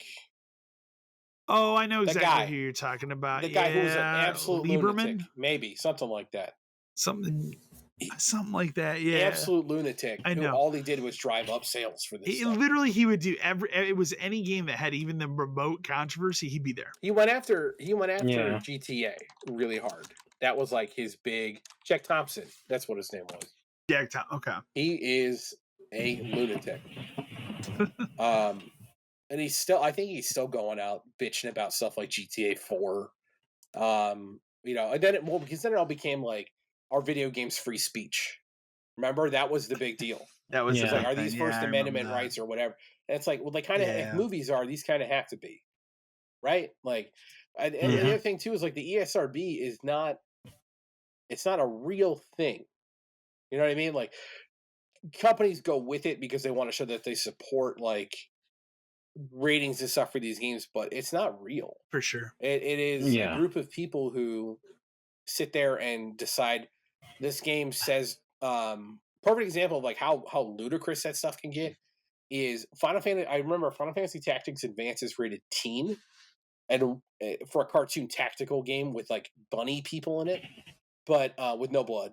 But they say the word pub at one point, so the game gets marked with alcohol reference on the back because they said the word pub. Good. Like, come on, dude. Do you remember the Game Boy port of Metal Gear Solid? That they had to take out smoking. Oh, jeez. To get that game to pass. And so instead of a cigarette, the device he uses in the game is called a fogger, which is a fog emitting device. So he just has a jewel? Is that what you're saying? Yeah, exactly. It's a good one. That's good. So, yeah, and that was stuff like that. Stuff like this pops up from time to time, and then people blow it out of proportion, like unlike the Hogwarts stuff. Like I get it, but it's only going to have a negative effect, especially these days where people feel more empowered to say dumber shit because there are fewer repercussions. Well, on the flip side of that, that leads into our next email. This comes to us from Ryan from Cincinnati, Ohio. He says, "Hi guys, do you find it ironic that sites like Kotaku, who swore off covering Hogwarts Legacy, have caved into covering it, or do you think that was always part of the plan to drum up views?" I mean, I would say in specifically for Kotaku, absolutely, that was always the plan. We talked about it before. It's all clicks. Absolutely. Whatever they can do. We're going to take a stance. I did find it humorous, though, where like, we're not going to play the game. We're not going to talk about it. And then like maybe they went a week. Right. And then obviously, you know, the Twitch thing, they're like, okay, well, we gotta talk about this Twitch thing. Okay, we gotta talk about how many copies it sold. Okay, we should probably just have someone fucking review it. Yep. Like that's literally how it went. So well, have you noticed that most of the places that were like, we don't support this, we're not going to talk about it, blah blah blah. Those they all not only did they cave, but they all tended to review it 6. It's not very good. Have you My favorite. That? I don't know if you've seen Wired 1 out of 10. Have you seen that review? Come on, you need to look that one up. That's the bit. That was the big controversy last week. That's Wired gave the game a 1 out of 10, where the guy in the article quote said the graphics are PS3 era. I'm like, dude, I've been playing the game. You need to go look at it again or wear some glasses because holy shit. See, that's the kind of shit. There is no way. There is no way. So yeah, you can look at it unless they pulled it. No, it's that was a huge controversy. 1 out of 10. Now there's YouTube videos about them defending it. It's absurd. They have to. The game is mid at best, and its real world harms are impossible to ignore. Not for you because you wrote an article reviewing it 1 to 10. I'll tell you, in the 21 hours I've played Hogwarts Legacy, I've not once sat there and thought about the controversy. I've just had fun playing the game. So like it's fucking wild to me. But yeah, I'm surprised you didn't hear about that. Yeah, 1 out of 10. Like that is the fucking most awful extreme example. That's not a review. But I've seen other articles. That's not a review. That's an editorial. Yeah, I guarantee you that at that point, the person that wrote that up probably did not play the game at all. Oh, for sure. PS3 level graphics, man. Come on. I'm like, I don't know, man. I've played 21 hours. I wouldn't say it's not the best looking game I've ever played, but it looks very good. So, I'm glad I brought that one to your attention. Oh my God. Next email we have comes from Brandon from San Pablo, New Mexico. He says, "Hey all, I was curious. You all worked at multiple locations when you were at GameStop / Game Crazy. What was the best anchor store you worked next to?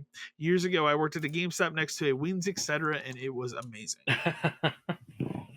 I mean, I like me some Wings, etc. I mean, so I could get Game Crazy. I'll tell you, did you have any anchors next to you? It was just Hollywood. Game right? Crazy anchors were the following. What were they? So okay, obviously that shopping center rotated shit out all the time, didn't it? Sort of. So the biggest thing was we were inside a Hollywood Video, which on its own is pretty great. Just because I had access to, I could rent movies before they came out, and like this is the early 2000s where that's kind of all you did. Absolutely. So yeah, that was great. Next door to us, we had for a while it was a tan place. Before that, it was like a camera store. It was called Wolf Camera, where you could get like disposable cameras. Yeah. It was fine. And camera stores had a time and place. They existed. Before, and then the best thing in that kind of center was there was a breakfast restaurant. Okay. So for a long, you'll know when I talk about it more. So for a long time, it was just one kind of a restaurant. It was kind of a local place. Then some guy bought it, and it became a famous one around here, called something Toast. Kyle. Oh, that's the original location. Which that's not even the name of it. He changed the name again, but that place was pretty great. The owner guy was pretty cool. Greek man, hard man, but super nice. He would come in and talk to us sometimes. People would come in and wait in our store with their little buzzers. And we had to tell them, like, hey, just so you're aware, like, sometimes those don't work in here. So, because we're in a giant fucking metal cage. So, I don't know how well those things are going to go off. But I think I told it once before, but one time he wanted a PlayStation for his kids, and he came in and just gave us like $500 in cash. He's like, just ring it up. And we're like, okay. We just put this shit together. Awesome. We sold it to him. He's like, thanks so much, guys. He's like, you guys want something to eat? We're like, yeah. And he's like, anytime you guys want something to eat, just come over. So if I walked in there, I could just like, hey man, what's going on? Can I just get like an omelet and some toast or something? He's like, yeah, no problem. We'll bring it over. So he was super cool. A little bit further down, we had Caribou Coffee for a while. Okay, I was a huge Caribou Coffee person. Einstein. Till those died. Einstein Bagels. Einstein's. So that was there was a time period where that was a very good not bad shopping center. Yeah. That was the best we ever had there. And then I went. Yeah, I mean. Well, then I went to the other GameStop. The one that's still open. The best thing there was that had a panda on one side, and Chipotle on the other side. So yeah, pretty good. And then if you really wanted to, I think wasn't across that little like stretch, you could walk to Jimmy John's. Jimmy John's the next thing over. So if you really wanted to, it was across like an inlet road. Yeah. And then our GameStop, the problem was it was already a dying shopping center. We had Big Lots. They left within the first year and a half? No, it was a little bit longer than that. Was it longer? By the time I got there, the only things left were a Party City, a Big Lots. We worked next to a fucking blood bank. Blood bank. And then it was us, Empty. Oh, Lord. Which eventually became a karate dojo thing. Which was fine. That was whatever. Fine. And then there was we talk about all the time, the fucker who owned the building and ran the jump place. Yeah. Well, that was the guy who owned the everything. Yeah, literal human trash. And if I ever saw him again, I would say it to his face in front of whoever he's with. I'd say, "Hey, I know you. You're that fucking piece of trash, right?" Yeah. And then a GNC. A local China buffet, which hadn't been good in 15 years. No, and the couple last few times I ate there was sad. Very end, there was a Maurice's women's fashion store, but that was only there for 6 months. That wasn't there very long, yeah. And then we had a derelict Cub Foods and Walmart for a long time until they finally tore it down. They finally tore it down, yeah. So there were probably homeless people in there. So really the only good thing there was Big Lots because you could get cheap drinks and shit. Or for me, I would walk across the parking lot to this other little strip center that had Jimmy John's. We had a Jimmy John's too, and I was a big fan of that. But that was kind of it for there. That place sucked. It's not GameStop, but I'll say the best anchor for a job I ever worked next to, and I used to work. I was a key holder for Dollar Tree before GameStop. I wish that had been there. I wish that had been there when I started. And this is important to the story. So where the jump place used to be the Dollar Tree I worked at, and then they moved into what we always said was the shopping center that our GameStop should have moved into when they started looking. It would have made sense, up the road. I never wanted to go that. I never wanted to go that. You didn't want to go that far. I wanted to go to where in front of the Jewel ones. Okay. Because those two things that were there, we would have been perfect in one of those. But when we moved, when I was at Dollar Tree and we moved to this other location, we were next to, it's not there. I think it's still a pizza place, but it's a different chain now. This was a local owned pizza place, literally called The Pizza Place. Yeah. Run by two mothers. Yeah. They would just play old kids VHS tapes back to back on one of those TV VCR combos in there. Fucking great pizza. The first night that we were open as Dollar Tree, they literally came over with bags of leftover pizza. And you ever want pizza? Just come over. They brought us pizza at the GameStop. I abused the shit out of that all the time. So fantastic. Solid pizza that place. For me, and they were super nice. And then it turned into some chain now. So, because I think they retired. It's a local chain, which is solid. If you live around here and you want what we call what Chicagoans actually call Chicago pizza, tavern style. Okay. Yeah. Tavern. That is where I go. Okay, fair enough. Okay. Just to open that up real quick. Deep dish pizza is not Chicago pizza. That is what tourists think Chicago pizza is. I like deep dish. It's not bad. I like deep dish pizza a lot too, but a real Chicago person eats deep dish maybe 4 times a year, maybe. Real Chicago pizza is tavern style, and it is cut into squares. Exactly. And that's all you need to know about it. And it's fantastic. And it's the best there is. It is the best. Y'all has like a thin, like almost cracker. like It's a cracker crust. crust. It's fantastic. Tavern style is real Chicago pizza. Tavern Deep style. dish is what you think it is if you don't live here. Gotcha. So real quick before we continue, sure. Since you guys are talking about shopping centers and anchor stores, absolutely. I used to work at a Subway from like when I was like 18 up until I was like almost 24. Okay. And this shopping center, it was like Subway was at the end. Then right next to Subway was an alteration shop. Okay. And then right next to that opened up a tattoo parlor. Okay. And then right next to that opened up where there was a financing company. Okay. And then a barber shop. And then at the very end, it was a CD DVD shop. Okay. And then outside of that was a Chinese restaurant. Okay. So like I became That's friends a wide with, variety. Dude, it was amazing. I became friends with everybody on the strip. Okay. Except for the alteration shop because she was actually the shop center's wife. Owner. Oh, okay. Yeah, it makes sense. Yeah. So she was like really like I'm better than you. From her. Shit, yeah, for sure. But like, I never paid for a haircut. Like, awesome. I became real good friends with the owner, dude. To this day, I can still go to that barber shop and he won't charge me for a haircut. That's fantastic. That's cool. Yeah. And I got I've got 1, 2, 3, 4 tattoos. Okay. From actually 5 tattoos from the tattoo shop, and the total I paid for like $150.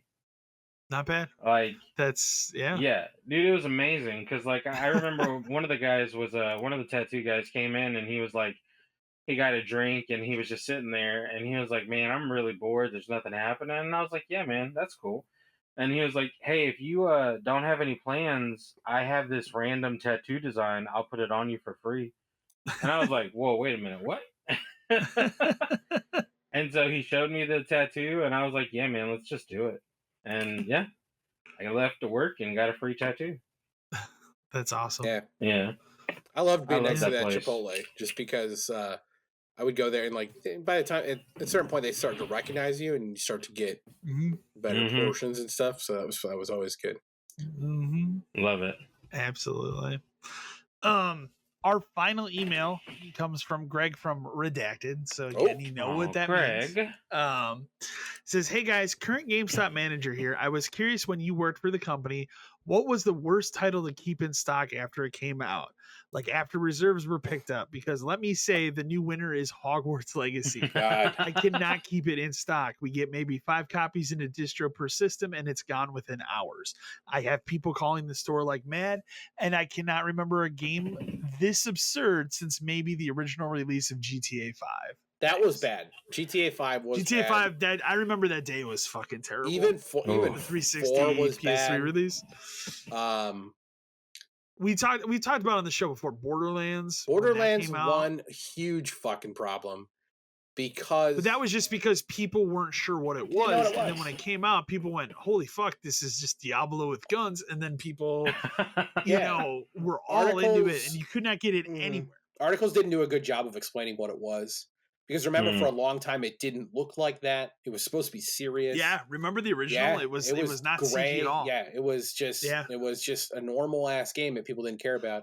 We tried to convince people, we're like, look, man, I swear to God, we're not going to have copies of this.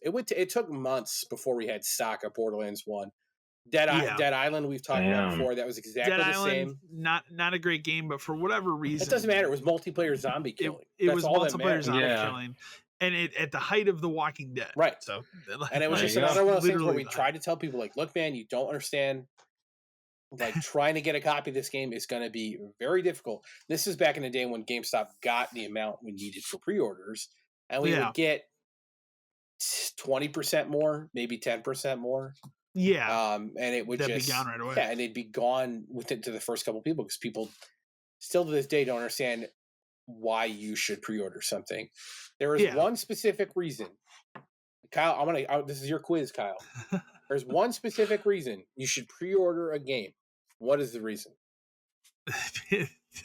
to get a copy of it. You're planning on buying it the day it comes out. You're planning on buying it. Exactly. Yeah. You're going to be here? Yes. You're telling me to my face while you're in my store. You're going to be here in 1 month to buy this game the day it releases. Yes. Then just put Would you like to reserve $5 on it? Who cares? No, I'll just come in. What are you doing here? That was always a fun conversation. You said it yourself. We're going to hold you a copy. I will have it here.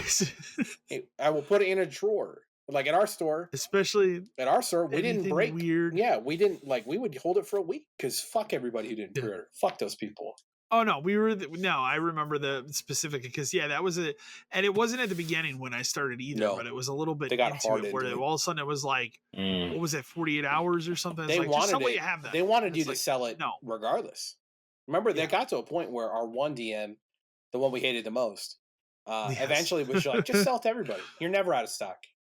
You never have. Remember? Yeah, you GameStop.com. Never out of stock anything. Not even that. It was just you'll get more. You'll get more in time. You don't know that. I want to see. Now that I think about it, wasn't one of his pitches for a little while, like when somebody came in and they'd be like, "Hey, I'm looking for this," and we'd have his copy. Like, "Oh, we got copies of that. Why don't you come over here? We'll order it on GameStop.com." I vividly remember that being the thing he was pitching for like. Yeah, remember he wanted to have that third register. Have your third register.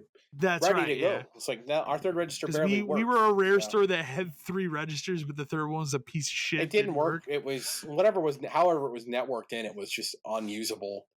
We should have moved it to the back and used I think I used it. I used it maybe once, and that was one of those. Really, next, like, yeah, man. I don't know why I never did that. I should have moved it to the back and just used it as a receiving register. God, that would have made more sense. But I never would have been able to get it plugged in properly, so it doesn't really matter.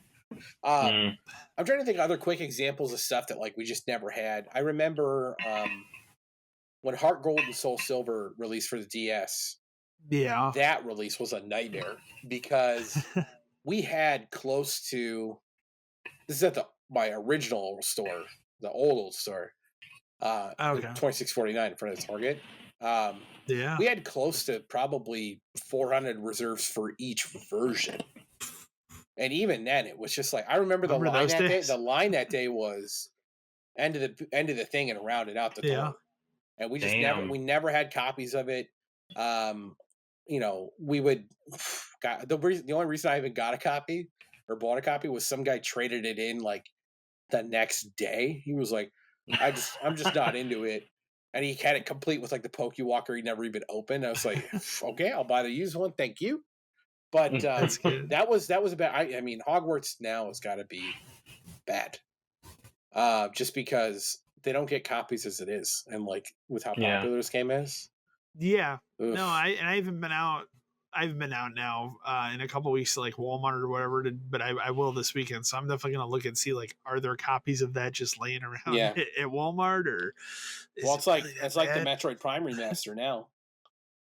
You've seen the stuff about that just today alone. It's selling for $100 on eBay. Well, I saw like Amazon, like a lot of those, like I saw like screenshots, people are getting delayed till April. But as I've said many times in this podcast, like Amazon is fucked for reserves. They're fucked up. I don't know why. I don't know why. So they realize they don't have to care anymore. Yeah. That's what it's just they are great for a lot of things, but not games. I would say I would say that this phenomenon happened a lot more closer to when I started there. It's not nearly as common, but I'm not surprised of all the games. It's fucking part of it is like I see that. Part of it is like when Dead Island and Borderlands came out, you really weren't you couldn't just go buy a digital copy the same day if you didn't get it. Exactly. Another good one I remember was Demon Souls. Yeah, tried really hard to tell people what that game was and try to get people ahead of curve. We just never had it. I don't even remember like really getting restocks because it certainly wasn't as popular when it first came out, but it was still one of those things where like everybody who played it was into it. Yes. Yeah. I remember when the first Dark Souls came out and I had that reserved. That was also, and I wasn't working at GameStop at the time, but I remember just the amount of people, just from other friends and stuff I had that worked at. I got another good one you'll remember. Just like, what the fuck? I can't get a copy of Dark Souls. I've got another good one you'll remember. We've talked about it a little bit before. Payday 2. Oh yeah, That I remember Payday fucking 2. game, dude. My God. Remember we and like I think you and I reserved it last minute too. We bought it on we bought it on Web and Store because we That's couldn't right. And we it got couldn't get shipped. more That's copies. right. We were like, yeah, you're shit, right. dude, You're we got to right. buy it now. Oh And my that game god! was And I just remember it was like for a week or two, it was just people constantly calls, Payday 2, phone Payday calls, 2. constant phone calls. phone Yeah, calls. that was the last one. Fucking Payday 2. I want to rob banks. That one. This wasn't really a new game, but this was one where all of a sudden it became unfucking believably popular. And you'll remember this one too. Just Cause 2. You remember that? Like the game had been out for a while. We would get used copies for some. Remember how the price got jacked because of that? It went from being like outrageous. a $15 game to like $50. Yeah. Just because we couldn't keep there would be copies of it in times stock. there would be times where like the used game prices would get really fucked up because for whatever reason all of a sudden the company was just selling it nonstop all the time. That game specifically, it was twofold. One, it was that which you couldn't even do it on the console, but there was that multiplayer mod on Steam, and then it was a huge like Twitch game because of that. So then kids would watch and go, "I want to play Just Cause 2 or whatever," and they would just rush the store for it. But there would be times where like that phenomenon would happen. Great game. Something, yeah. And like the used price would get fucked, where like the used price would end up more than a new game. Yeah, remember that would happen from time to time because it was just like. I don't know, whatever happened, we could never keep it. We would get 2 and they'd be gone the same day. You'd get a store calling you from like the next state over. It says you have here a copy of Just Cause 2. Yeah, and I'm gonna sell it here. So go fuck yourself. Yeah, like I hated.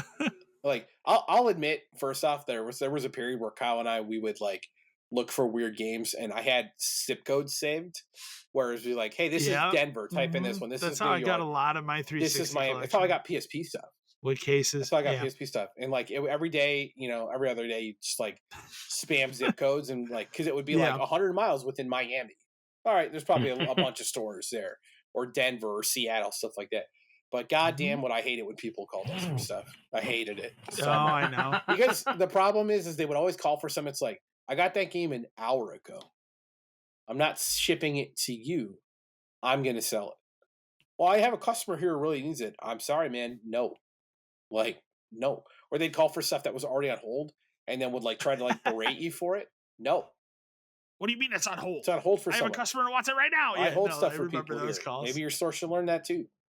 Exactly. I remember those calls. I had no time for people who would call me, hey, man, what's going on? It's me. I'm from your store, whatever, in Wyoming. It's like, what? The fuck do you want? Why are you calling? But I remember I learned early on. I was like, if you want anything with a case and you want to talk to the nicest people possible, the further south you go, they are always super nice. Like, yeah, sure, man, I'll ship that out for you. We got a case. It's pristine. We don't care. Yep. Like I would start many making 360 games. I got that. I got a lot of them from Texas. Yeah. Texas. I started Las Vegas. I would make people pay a tax where it's like, oh man, hey, cool, man, you want this game? How many copies of Madden 04 do you want? Oh, that's right. Yeah, I forgot about that. That was the other thing we would do where they'd be like, I'm sending you 10 copies of some game. Pick which of these 3 games, which one do you want 10 copies of? Yeah. Well, I already have a lot of those. You got to pick one. They would begrudgingly do it, though, because they do it every time. Yeah. That was how I got rid of a lot I remember that. You got to pay the tax. Yeah, because like we finally just made the decision because in the back, like when you would open the door, we just had like a shelving unit. It like almost went all the way around. And just copies of old sports games that like eventually got forever. But that's what we started doing because we want to get rid of the shit. So like somebody call and say like, "Hey, I need this copy of Dead Island for hard to find game that we could easily sell." Cool. Do you mind if I send you 20 copies of Madden 08? What? Yeah, I'll send this to you. But you're taking 20 copies of Madden 08. I guess I have to. You want it or not? And then sure you go. Sometimes I'd even throw more in there than what I said. Yeah, or I'd give them a mix, like 5 of this one, 5 of that one. Yeah, but like just to get rid of them. But like it worked. Yeah, we got rid of a lot of shit that way. That was fun. So you gotta do something to make your day a little more fun. You gotta make your day a little better. So it was good for sure. But that concludes emails. So as always, send your emails to podcast572@gmail.com. We love reading them all. And that's going to conclude this episode. So we will be back in another 2 weeks for another edition of Podcast 572. Thank you again for listening. Thank you, everyone. Have a great one.